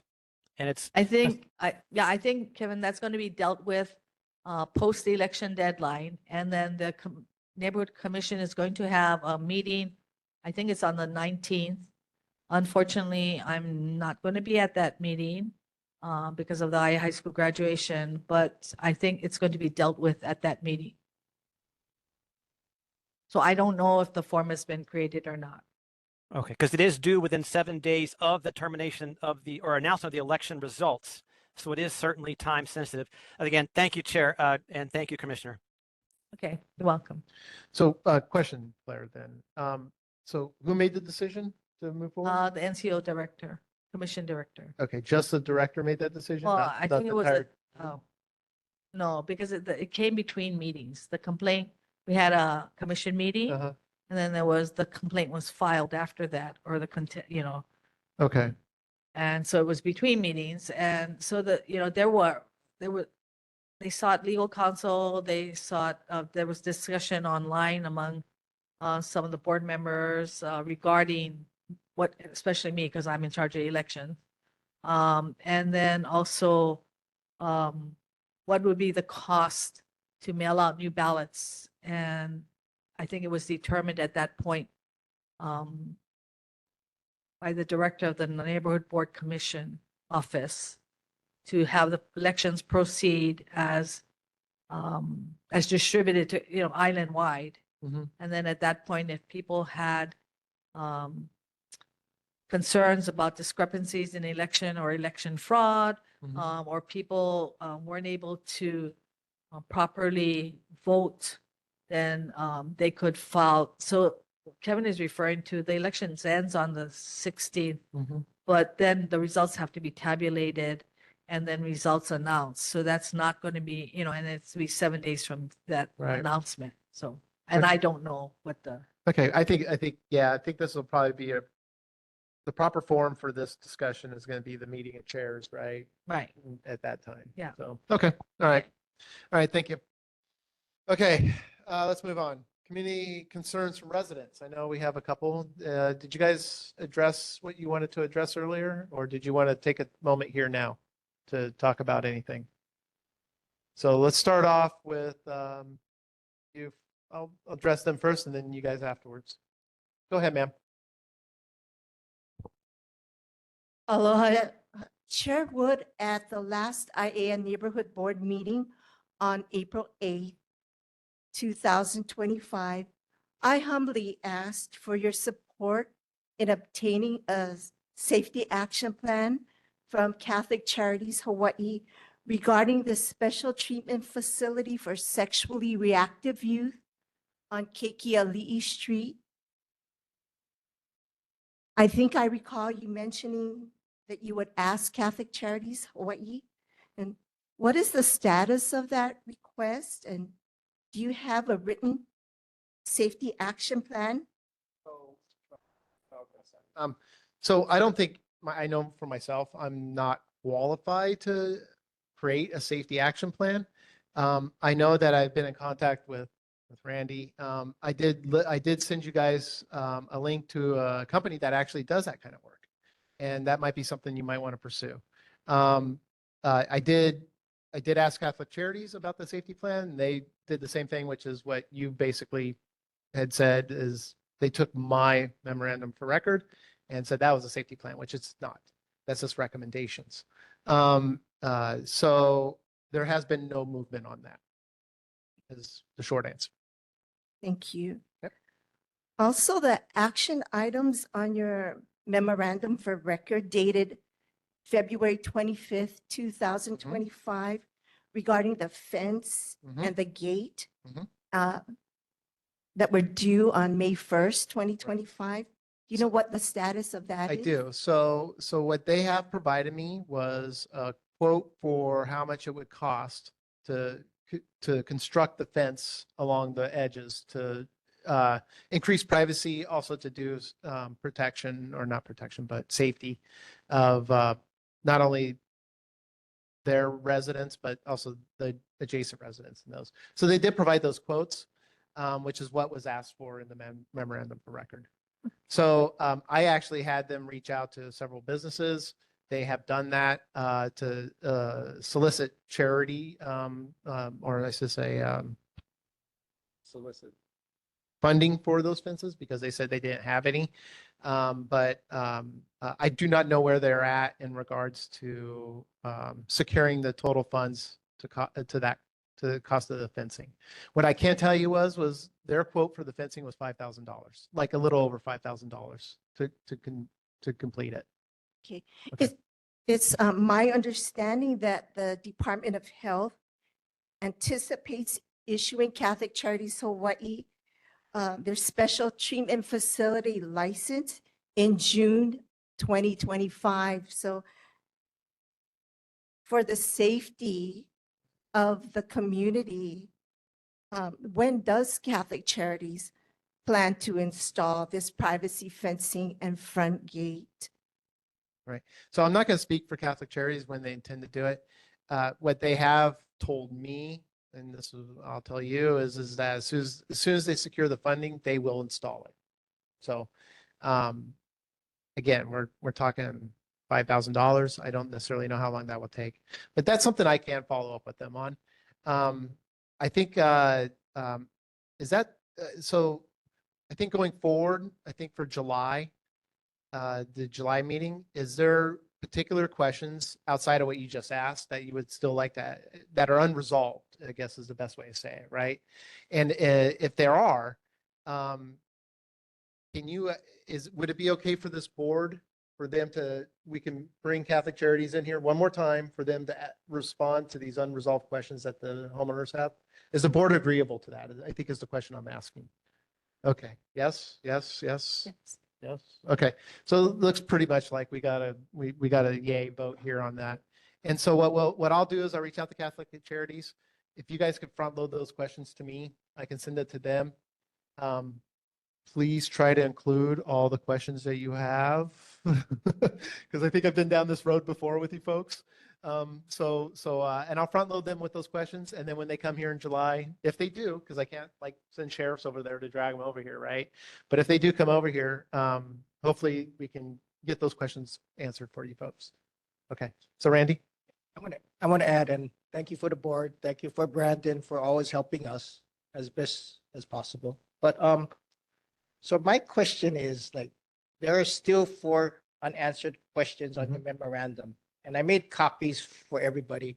I mean, you have the original, but I made copies because I don't know when we're going to get a response and how do we get a response? Right. So that's what I'm saying. Like send me those 4 questions that you still have unresolved. Yes. In an email. Yes. Okay. I'll reach out to Catholic Charities. I'll say, I'm going to ask you guys to come back one more time. Okay. This will promise be the last time that I'm going to ask you back. Right. Okay. But I need you to answer these 4 questions when you come. And we'll see what they say. I appreciate that because Okay. we're trying our best, and Senator Elefante is helping us, you're helping us, but they don't answer our questions. Yeah. And you know, they want to open in June. I mean, I think we called the Department of Health, and then seems like they're going to be open in June. So they're not open yet, so they don't have any youth. But Right. they have a lot of cars, so Right. they're running as a business. Yep. But you know, so I have the questions here. Okay. Just hand them to me. I can ask them then. But yeah, it's easier for me to distribute to everybody in one shot, but I'll take it. Yeah. So we're trying our best to work because they're going to come in. They're going to be our neighbors, but Right. we thought that it would work both ways. It would help, Yeah. right? I mean, not to defend them because that's not my role here, but the things I asked them to mitigate, you know, based on the initial tour of the facility and Yes. your guys' inputs that day when we all met and talked and spent a few hours together. They're actively trying to do those. You know, they've done everything except for the fencing, and that's only because of the financing of it. But as soon as they get the financing of it, their intent is to do the fencing as well too. Yeah, so I don't necessarily know. I know that they've been standoffish with the questions though. That I do recognize from you folks. So I appreciate it. yeah. I'm just, you know, because they're going to open soon, so that's why I wanted to know. at least Yeah. The fence, you know, because I Yeah. think your concern was, you know, if they follow these procedures, it would be safer. Yeah, and not just safer, but from a privacy aspect, which they were agreeable to because they want some privacy for their residents as well too. So that was definitely a two-way street that they recognized. So they did recognize that the fencing needs to be addressed. Okay. Okay. So- Thank you again, board. and Okay. Senator Elefante. Right. So based on the board's recommendation, I will go ahead and make sure that we put that on the agenda for July. I will ask that Catholic Charities comes back one more time to discuss this. I'll front load them with those questions. Okay. I'm sorry. No, please. I just feel that for the $5,000 for the fencing, that concerns me because Catholic Charities Hawaii purchased the home on Keiki Ali'i Street for approximately $1.785 million in cash. And they don't have the $5,000 for the fencing, and they're seeking contributions. It I- does make me concerned. Well, and it make me concerned too, but I don't know their financing. I don't know how their grant structure works. I don't know if there's like gates that they have to pass, like do they get any funding until the kids show up, right? They might be operating off of their own funding right now, and they're just trying to save every penny until the kids show up. I don't know how that works with them. So yeah, I agree. I get your concerns because they are my concerns as well too, but I just don't know how their financing works, But So- thank you, Chair. Okay, thank you. Appreciate. Yeah, Tracy, go ahead. Do you guys know when in June they're gonna start operating already? So we emailed Department of Health, and they just said, they gave us all the, in case, okay, most of the times, everything, if something happens, they just put down, call 911, put police report, but they did have email addresses to people if you want to pursue it further, if it's a danger. But all the response, because we want a safety action plan for the neighborhood, not the house. And they don't provide anything for us because calling 911 might be a little bit too late.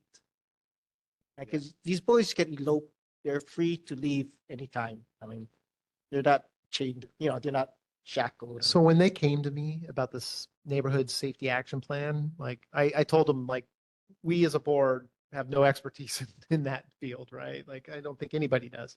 But I did direct them over to, there's companies out there, there's like even nonprofits out there that actually do that kind of work for communities, that develop these safety plans for communities.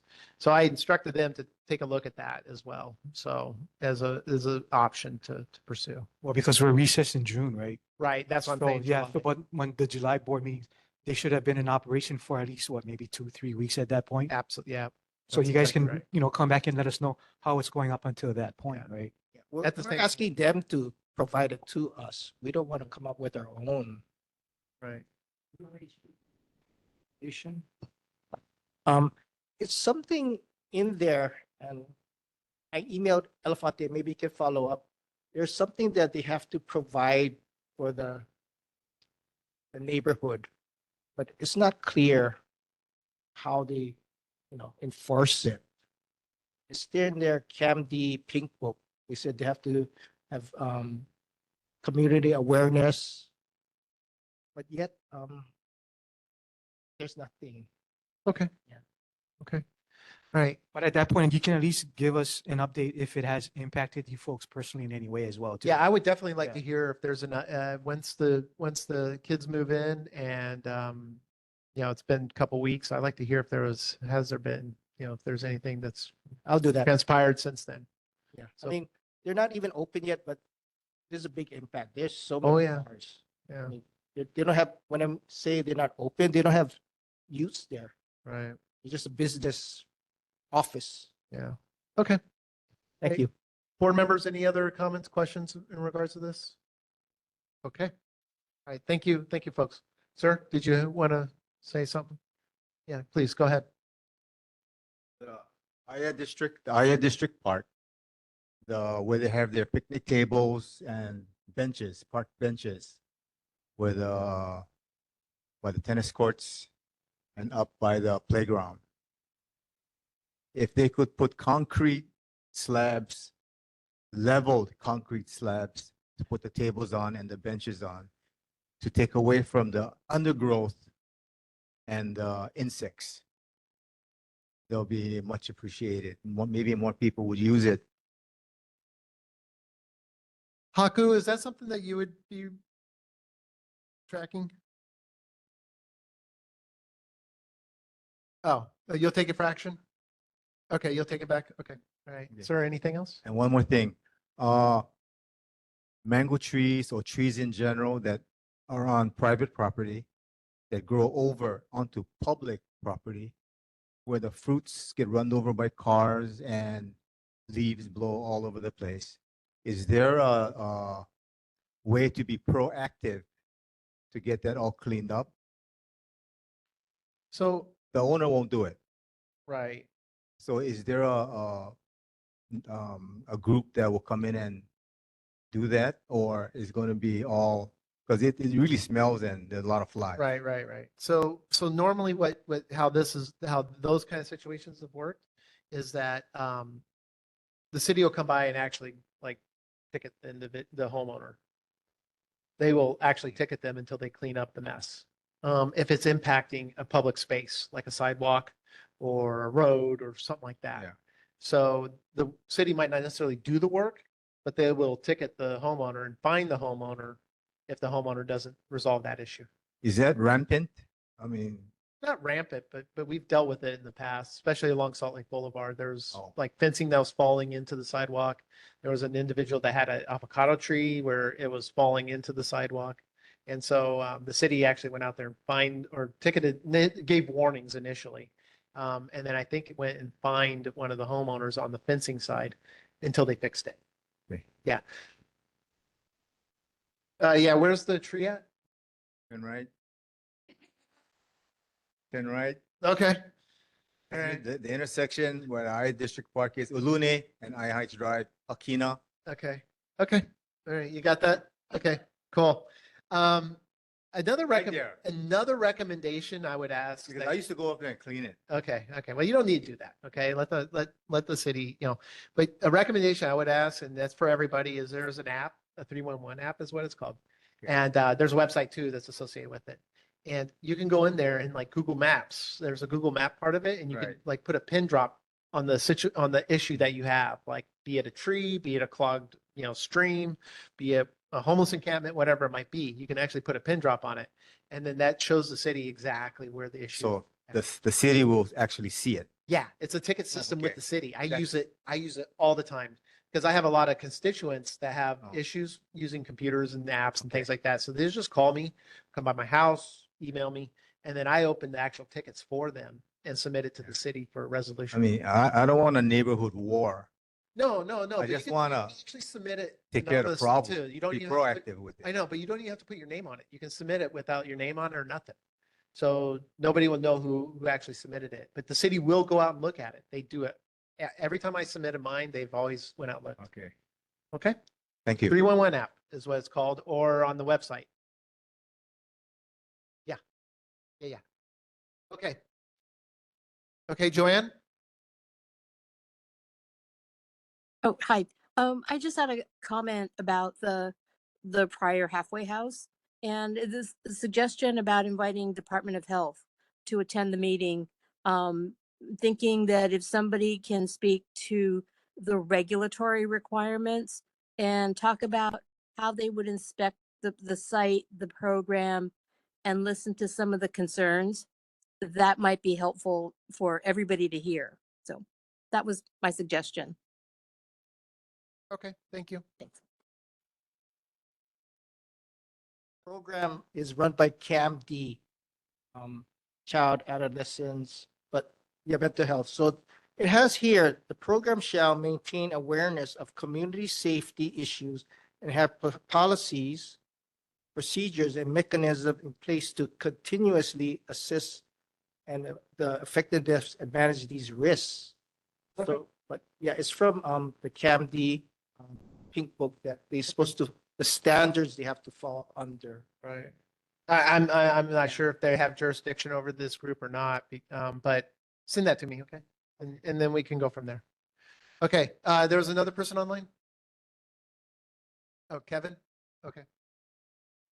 Chair Wood, thank you. I just wanted to briefly follow up and during this period of citizen concerns. First, again, thank you to Commissioner Tamamoto for revealing more information than I've been able to garner from the Neighborhood Commission office over the past 10 days since filing a request about what might be going on with the election process. Secondly, I've posted into the chat pane for this meeting some information with a pointer to a letter that members of the community and members of the board could use if they're interested in at least just filing a concern about the process so we can work towards making a way for this not happening again in the future. I think as citizens, we all want the election process to be run as we expect. Snafus haven't got it, but hopefully we can find a way to reduce that from happening. So I'll post it again and encourage anyone to pick that up and use that as a template to send in to the Neighborhood Commission for their next meeting, which is next Monday evening, 19 May. Thank you, Chair. Okay, thank you. All right, with that. we'll Chair, I move just on. wanted to Oh, ask go ahead, Russell. clarification on the World Summit Uh-huh, issue. in So you're going to Catholic be Charities. inviting DOH as well? Not at this time. I'm going to take that under consideration. I think the person was asking maybe DOH. I thought it was a suggestion. Let me ask you guys, do you want me to invite DOH? They can answer Not you. all of our questions. They're not limited to only questions that are Okay. presented to you or whatever. Yeah? Okay, If we have questions, we should be able to ask. okay. Is everybody in agreement with that on the board? Because they've never been here. Right, so they did attend the Royal Summit's HOA and answer questions at that, which I attended, and I saw what they went through Yeah, there. but not here. So we can bring them here as well too. I mean, if you guys are in agreement with that, Curtis and I can send out that invite and make sure that they show up. Good? Which meeting are we talking? July? July. This will probably be the only item on the agenda, actually, because the amount of discussion that's going to occur. Well, actually, there'll be one other thing, but there'll be those two things and that'll be it. Because considering the community's concern and then the board's overwhelming no on it, right? The majority Right, no. right. And so for them to still have voted the way that they did or supported it the way that they did, Yeah. it'll be nice to get some answers directly from them. Yeah, okay. All right, yeah. We'll extend that invite to them. Thanks, Russell, for that. Okay. All right. Got that for action, Curtis? Cool. All right, let's go ahead and move on then. Board business. So let's do the approval of the written summary for video record Tuesday, April 8th, 2025.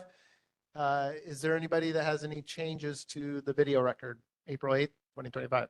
If not, is there any objections to the approval of the video record for Tuesday, April 8th, 2025?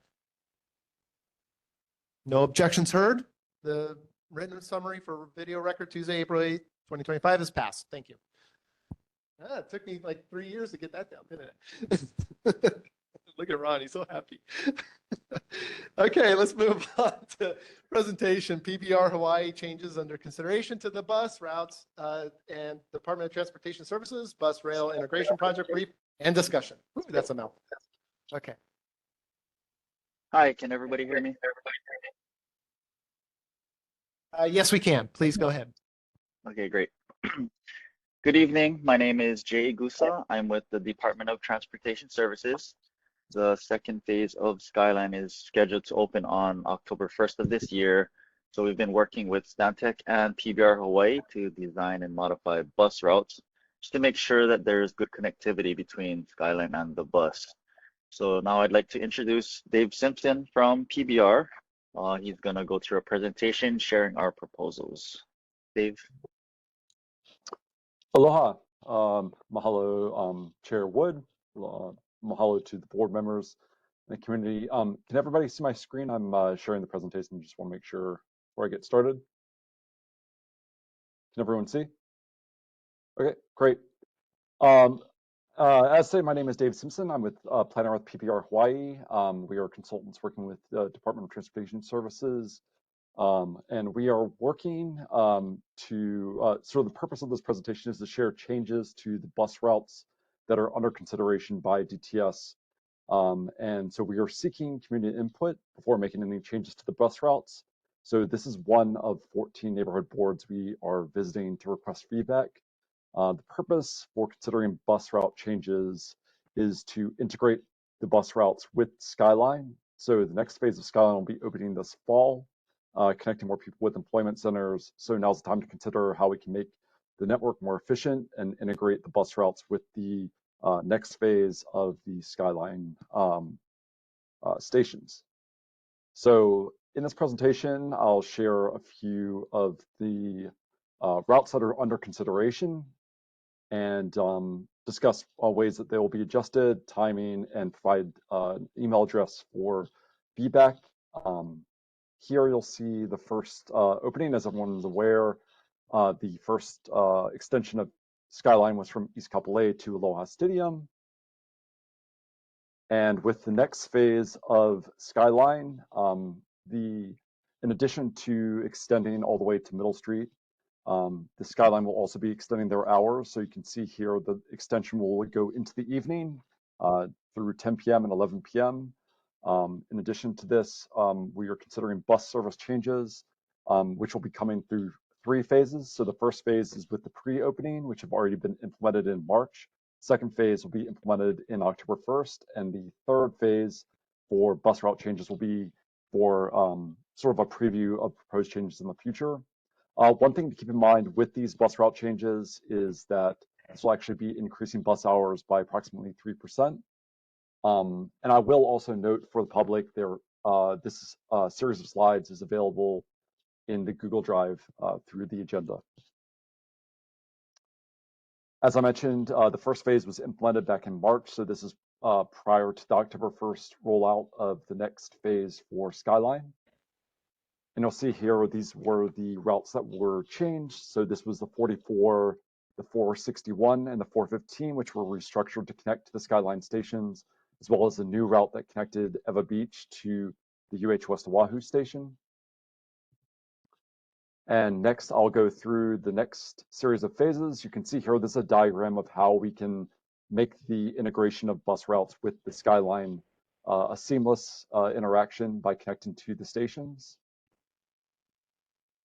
The first line we'll be discussing is the A line, so the proposed truncation. You can see here, this is the existing line, which currently connects to Pearl Ridge. And with the proposed changes, the A line will be truncated to now connect at Lagoon Drive. So you can see there were some redundancies with the extension of the Skyline that will be implemented in October. And here will be the changes that are being proposed with limited stops. This will make it a seamless process and more efficient. And here you can see Route 20 here on the dashed lines. This is the existing Route 20, which is being proposed to be discontinued and replaced with a W line. In addition to the replacement, the hours will actually be extending to a little bit earlier, and this will be servicing from the airport into Waikiki. You can see here with the changes, the extension into Waikiki. One slight change to the route compared to the Route 20. You can see a little bit more detail. There are some slight changes through the downtown core. So in addition to the discontinuation of Route 20, you can see the extension will go along Nimitz Highway instead of going through the downtown core. And a proposed new line will be connecting Mapunapuna to UH Manoa. So this will be connecting at the Lagoon Drive station, going along H1 and connecting into UH Manoa and then along Dole Street. This is proposed to have weekday service only with 1 hour frequency for this new line that's being proposed. In addition, one other route we're considering is the Route 303 to be discontinued. So again, there's some redundancy you can see here with the new extension of Skyline. And the 303 is being proposed to be discontinued, and Route 331 would replace it. This will connect at the Makalapa station, which will serve the Joint Base, Pearl Harbor, Hickam. And other proposed route changes will be for the 40, the 51, and the 42. So you can see here, the slight change here will be connections to Skyline at Pearl Highlands, as well as the airport. With the slight change, you can see here on the insets, the slight changes to these routes. And another change would be changes just to the frequency for Route 46 here. We'll be changing from 15 minutes to from the existing 10-minute frequency. And again, this is based on current demand that they're seeing. And last, I'll be previewing phase 3 for proposed future changes.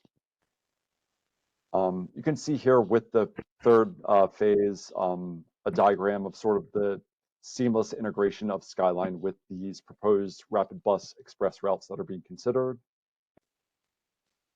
One of those routes would be the C line. So this would be connecting Makaha. Instead of connecting all the way into town, it'll be connecting it to the UH West Oahu station. And again, the intention here is to sort of have fewer stops, sort of an express route that will connect to Skyline, and riders will be able to connect to Skyline at the station and then continue on into town. And the last line that's being proposed for change would be the E line. So currently that connects from Eva Beach all the way into town. We're proposing sort of Mako to Makai service. So instead of connecting from Eva Beach into town, it'll be Eva Beach connecting along the Skyline, along a few of the stations, and then extending up to Wahiwa. And with that, as I mentioned at the beginning, we are seeking feedback. So these are just proposed changes. So we would like to receive comments and questions no later than July 15th. You can submit all comments and questions to thebusstop@honolulu.gov. Again, that's thebusstop@honolulu.gov. And with that, I will take any questions. Okay, thank you. Board members, any questions? Lawrence. I have a question. I haven't ridden the bus for maybe 40 years, but there was an express bus, say from Eva to Alamana Shopping Center. As far as an express bus service, is that still going to be utilized, or that's going to be replaced with these, I guess, these other travel routes plus Skyline? Hi, this one thing. is Jay Oh, from sorry. DPS. I'll take this, Dave. The express buses are not being touched, so any existing express bus routes will remain. Okay, and the second question is, as far as time savings, say I took an express bus from Eva to Alamana Shopping Center versus taking the leg to Skyline, running Skyline down to Middle Street, jumping off Skyline at Middle Street, and then traveling on to say Alamana Center. How much savings or how much longer would it take to ride either the express bus or Skyline? That's actually hard to determine because traffic varies depending on the time of day. But we're trying to make the transfers as efficient as possible. So we're trying to schedule our buses to be as frequent as we can, and then schedule it so that the transfer time between Skyline and the bus is pretty seamless, as possible. Of course, there's going to be some wait time involved, but we're trying to make it as quick as possible and reduce the amount of wait time. But generally, oh, go ahead. Oh, just general feedback. If you can take this express bus and say save 30 minutes because you're not jumping on and off Skyline. As far as the proposed routes, the user or the residents are gonna find out really fast if one method takes 30 minutes longer than the other, and they're gonna take the fastest method. So if at all possible, if they can be equivalent somehow, that'd be ideal, but nothing is gonna be equivalent. You might have 50 minutes faster travel time one way or the other. But if you guys have a long lag time, they're not gonna jump on Skyline.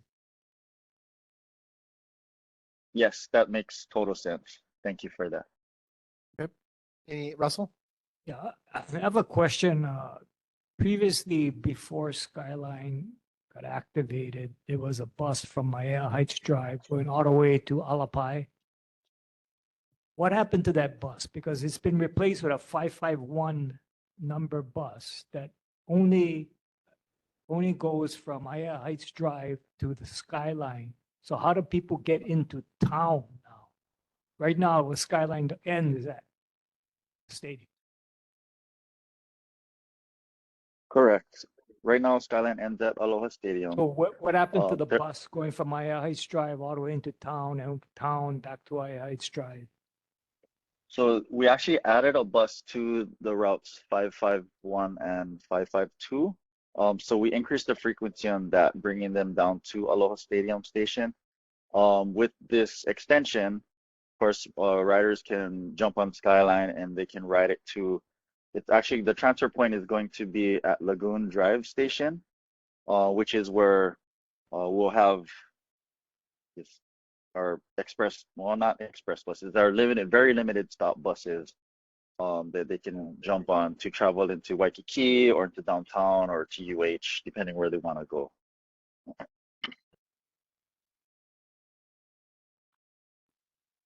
Chair. It sounds as though there is no bus straight from ʻAiea Heights Drive all the way to town. So it sounds like you got to That is transfer. correct. Correct. Yes. Wow. Transfer is needed now. So now you need to right now, before you extend over to Middle Street or Lagoon, you actually have transfer at Royal Stadium? Yes. Correct. A Yes. Express or 1L go into town. Correct. Yes, that is correct. Okay. Okay. Is there a way you can send these slides to me so I can send them to the rest of the? You sent it to us Oh, I by did? email. Oh, Yes, in you my forwarded brain. it. Okay. All right. Thank you. Okay. All right. Can I comment? Yes, Francie, go ahead. So I shared the slide presentation that was sent to the board, forwarded from our chair to the board members, shortly after we got the confirmation that the presentation was going to be here this evening. And so I shared it with both my kids, and they are very excited. And I am very open. And I personally, I like how the E line was changed to go from Mauka to Makai. That kind of connects the military bases up central to the Eva Beach beaches down that side. And a lot of military residents that live out that side as well, up to central, which is something that that hasn't existed. So, but I noticed that the transfers are a lot at Ahua Station, which is the Lagoon Drive, which I think I'm still kind of thinking about that. But I kind of see how that is probably going to be a little easier for the buses to transfer, or not transfer, what's the word? Transition from the Nimitz Road to the station back out versus getting into the Kalihi Transit Station and circling in there and coming back out to get back on the road. So I do see that looks more easily feasible for the buses, I think, at Ahua versus the transit station. Just commenting. Okay, thank you. Any other questions, comments? All right, nothing heard. Thank you guys for your report. Much appreciated. Have a good night. Thank you for having us. Okay, thank you. All right, moving on to the next item on the agenda is the filling of the vacant for Subdistrict 3 board seat. Is there any applications or nominations? I know. So, okay. All right, nothing heard. Okay, we'll move on. All right, let's move on to Congressman Ed Case's office. All right, nothing heard. All right, moving on to Governor Green's office.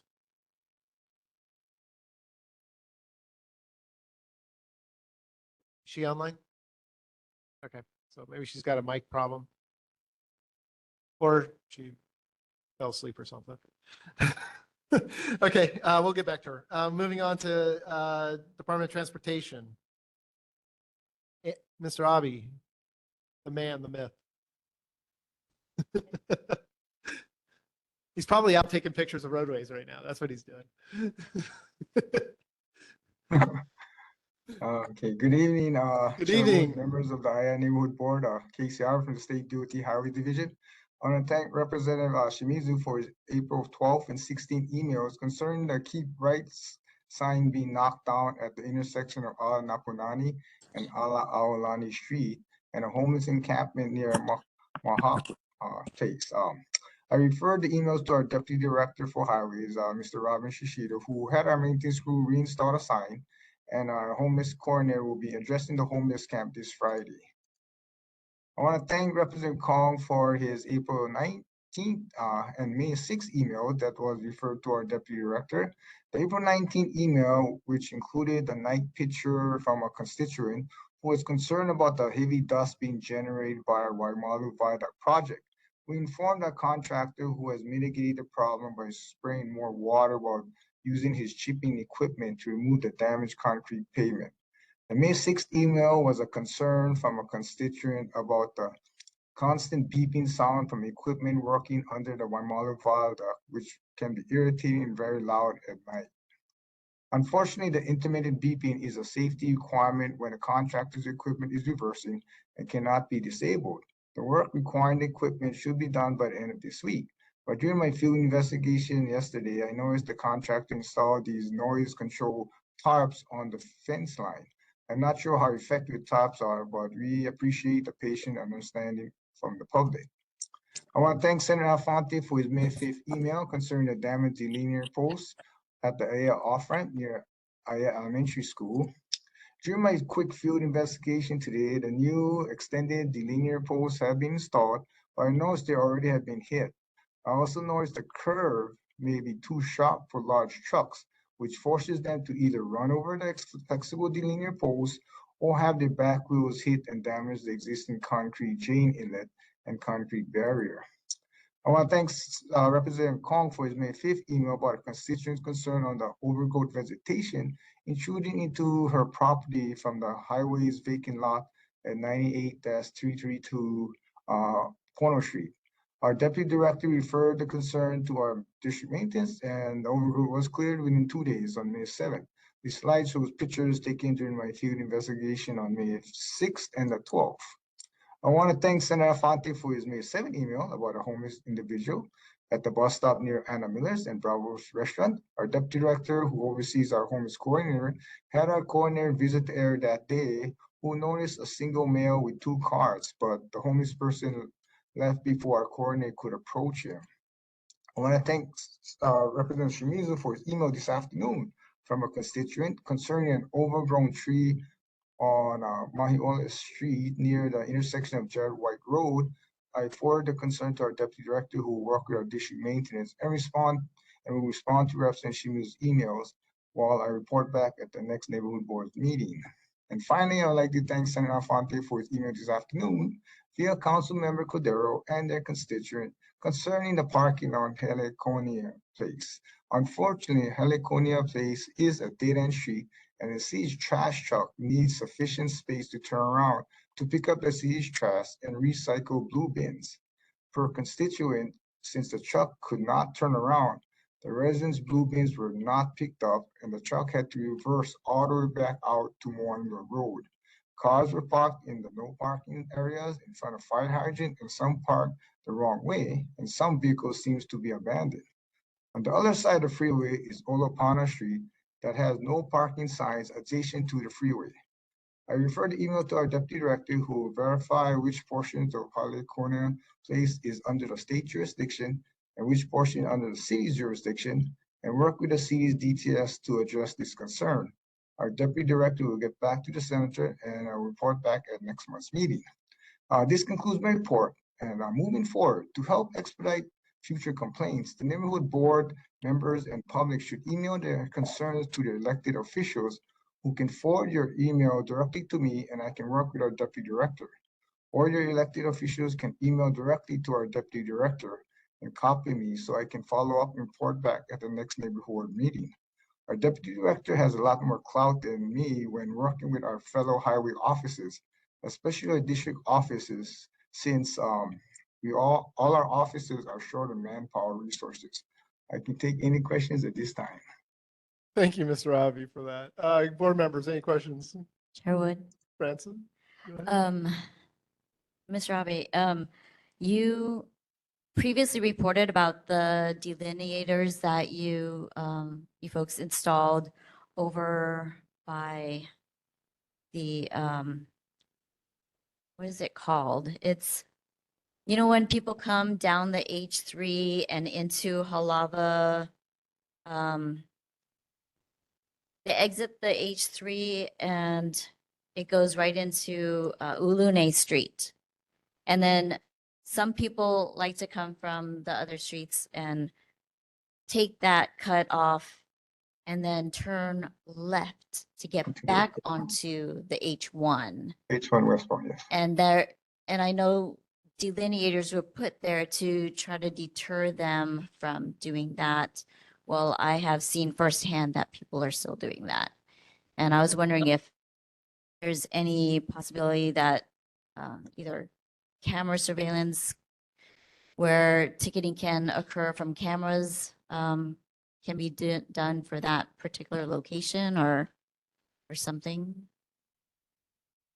I can, that's just gonna be tough because you need police enforcement to ensure that people don't make that illegal left turn from Uluni Street onto the H1 freeway going westbound. I mean, we narrowed the entry point, but apparently vehicles can still make that left turn. I mean, they're running them over to the delineators. Yeah, they're running but- over our delineators. We put curbs too with delineator posts on top, but yeah, it's very hard. I mean, we need police enforcement on that part. Yeah.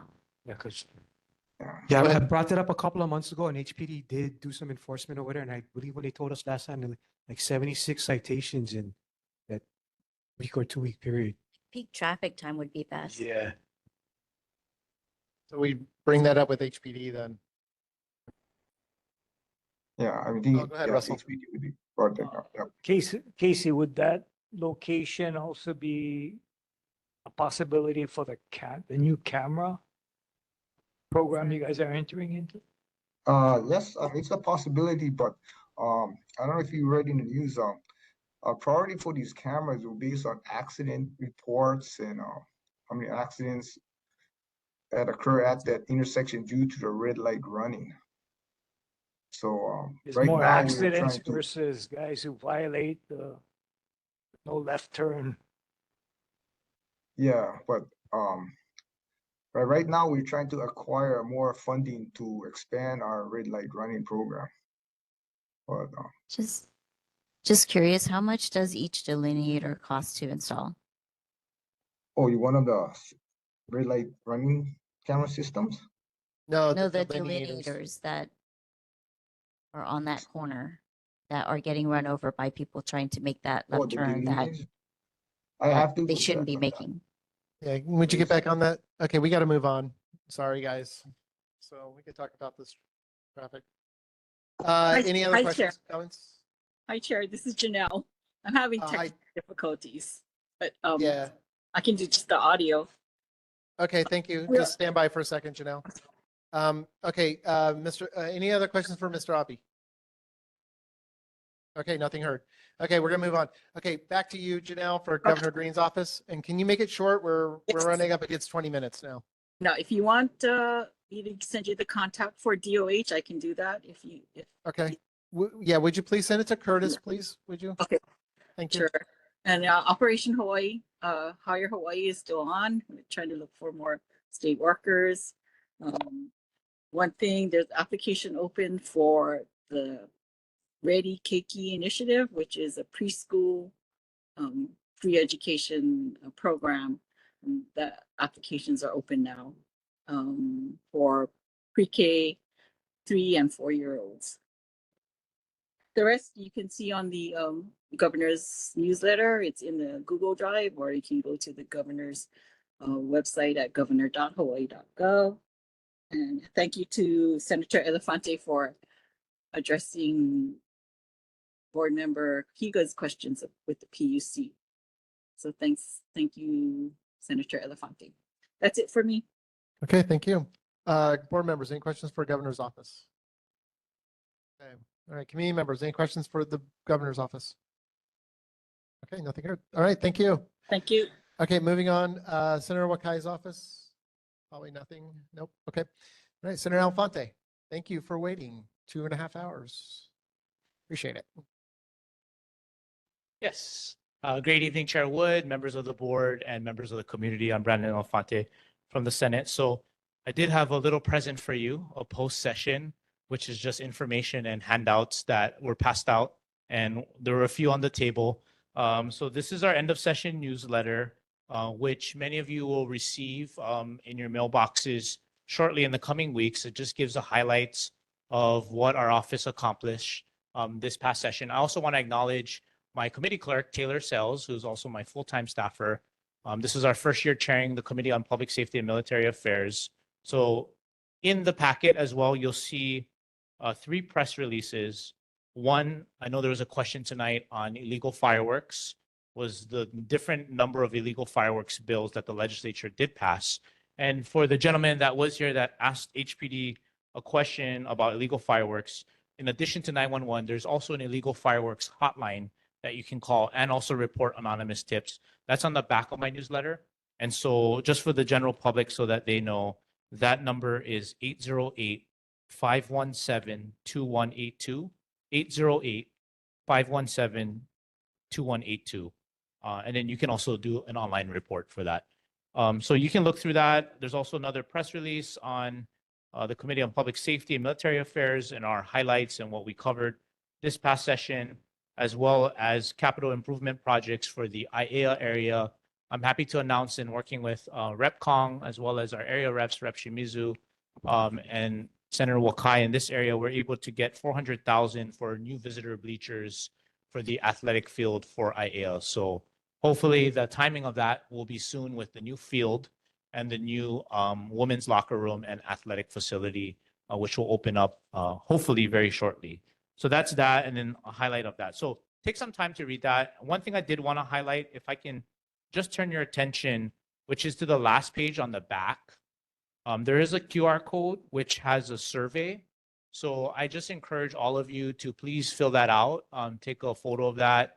It goes to a link to our survey, which highlights concerns that you may have and whatnot. You can do that now or later. And then at our next report, we'll be happy to share some of the results from that survey. And then Taylor will be putting all these links in the chat. So those that are participating online, you'll have that as well. Also did want to follow up on Board Member Higa's concern. As Janelle did mention, we did follow up with Board Member Higa. There was a presentation today from HICO. In the packet to the board members and what I laid out on the table is a response from the Public Utilities Commission, which Board Member Higa, you also received a copy via email. So if you wanted to look through that, it's a couple page responses that goes into detail from Chair Asuncion from the PUC. And then also, as Councilmember Cordero mentioned, we're doing a joint town hall with Rep Shimizu, Rep Kong, Councilmember Cordero, Okimoto, and all the area elected officials for this region, which will be at Pro City Elementary. I just want to reiterate, that's going to be next Wednesday, May 21st at 6:30 p.m.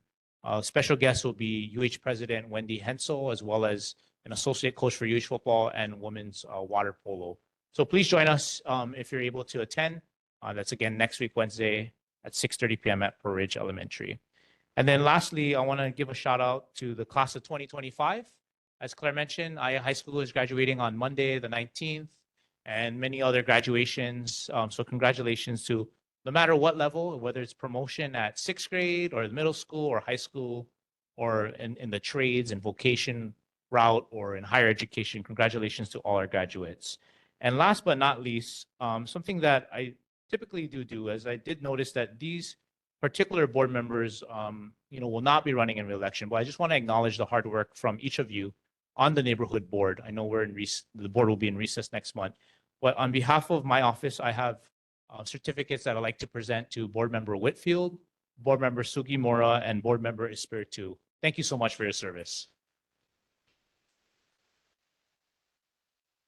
And then I'll work with you, Chair Wood and Janelle, and following up with DOH if that's the board's desire for your July meeting, as the community did mention here tonight. So I can give this out after my report, and I'm happy to take questions. Thank you. From the board for center. Okay, nothing heard. You want to go ahead? Do we want to recess for a little bit, like 5? That's fine. I don't want to interrupt. Oh, okay. Yeah, Okay, great. Okay. All right. Moving on. Representative Ichiyama's office. Okay. Nothing heard. And Representative Shimizu. Thank you, Chair, board members, committee members. I'll be brief. Thank you for accommodating my staff attendance while I was busy with session. Session just ended May 2nd. 3,172 bills were introduced by the session. 322 passed. So there are many bills that affect our communities, among them fireworks enforcement. So as Senator Elefante mentioned, there is additional enforcement. It will take some time for it to trickle down to see the effect in the communities. I know that it takes great patience to experience those loud, unauthorized fireworks, and appreciate the community's patience. Of note, sports betting was a bill that died. Another bill that died was legalization of recreational marijuana. Personally, I voted no on both of those bills. I don't think it's good for our society and community, but I do welcome any community feedback on that. As Senator Elefante mentioned, I also have a newsletter with contact information, a QR code to submit survey input also. Addressing board member Higa's concern about homelessness, I did introduce a bill on homelessness. Unfortunately, it didn't go very far. It didn't pass, but I will continue to be working on that very important issue and seeing how I can coordinate with agencies that are already having programs, among them the HONU, and seeing how we can improve that and really make a difference. Lastly, I just wanted to mention, I didn't hear it mentioned, but Mayor Blangiardi is having a town hall next Thursday, May 22nd, 6:30 at Radford High School cafeteria. I thought that might be of interest to all of you. Lastly, Chair Woods was talking about a dog park. There is input for the city on community input on dogs being allowed at parks. Just of note, the Salt Lake Neighborhood Board number 18 submitted a resolution to propose a super dog park at Kehi Lagoon. So you guys might want to follow up on that idea and introduce a resolution for dog parks in the area. I'm open to any questions. Board members, any questions for the representative? All right, nothing heard. Okay. Community members, any questions? All right, well, thank you. All right, thank you. Nice Thank you being very back. much. Thank you. Okay, moving on to Representative Khan. Welcome. How you doing, young man? Yeah, fine, sir. Good evening, Chair, Neighborhood Board. They pretty much said everything I wanted to say, so I'll just take questions. Oh, you got my report, right? Yeah. Okay. Okay, so any questions for the rep? Okay, nothing heard. Easy peasy. Hey, there you go. All right, there you go. Thank you. So, all right, let's move on to board reports. So for executive, I think you guys saw the emails that I sent out about the Halava View the complex. So we're gonna try and coordinate a walkthrough in July to do that. So those that want to participate, please let me know so I can coordinate that with the developers, and they'll take us through and show us what they've built over there. It depends on what you guys want to do. I can schedule either one. So, so tell me when you guys send me, if you're interested in coming, send me the dates that you want. Like pick a weekend that would work for you, and pick a weekday that would work for you, and then I'll see if I can mesh everybody together. We can work something out. Okay? Because I want max participation on this one. All right. Claire, you're going to be invited as well. We're actually talking a little bit more towards the end of July. It'll probably be like the third week of July kind of thing. You'll be back by then? Okay, perfect. All right. Councilmember Cordero, I'll send the invite out to you as well. I don't know if Senator Elefante wants to come as well. But I'll send out the invite to you as well. Okay. So with that, I got nothing else for executive. Let's move on to community relations. Tracy. Okay. Parks and Rec. Paul's in here. Planning and zoning. We haven't determined that one yet. And military and intergovernmental affairs. Francie. Next Pearl Harbor Hickam Kalailoa Rab is August 27, Wednesday. Okay, thank you. Environmental and utilities, Lawrence? Nothing? Okay. And education and culture, Danny isn't here. Okay, with that, announcements. Next meeting will be Tuesday, July 8th, 2025, 7 p.m. here at the library. You can also see us on channel 49 for the every last Thursday at 6 p.m. And the archive is found on, well, you can read the link. So with that, we're adjourned. Thank you.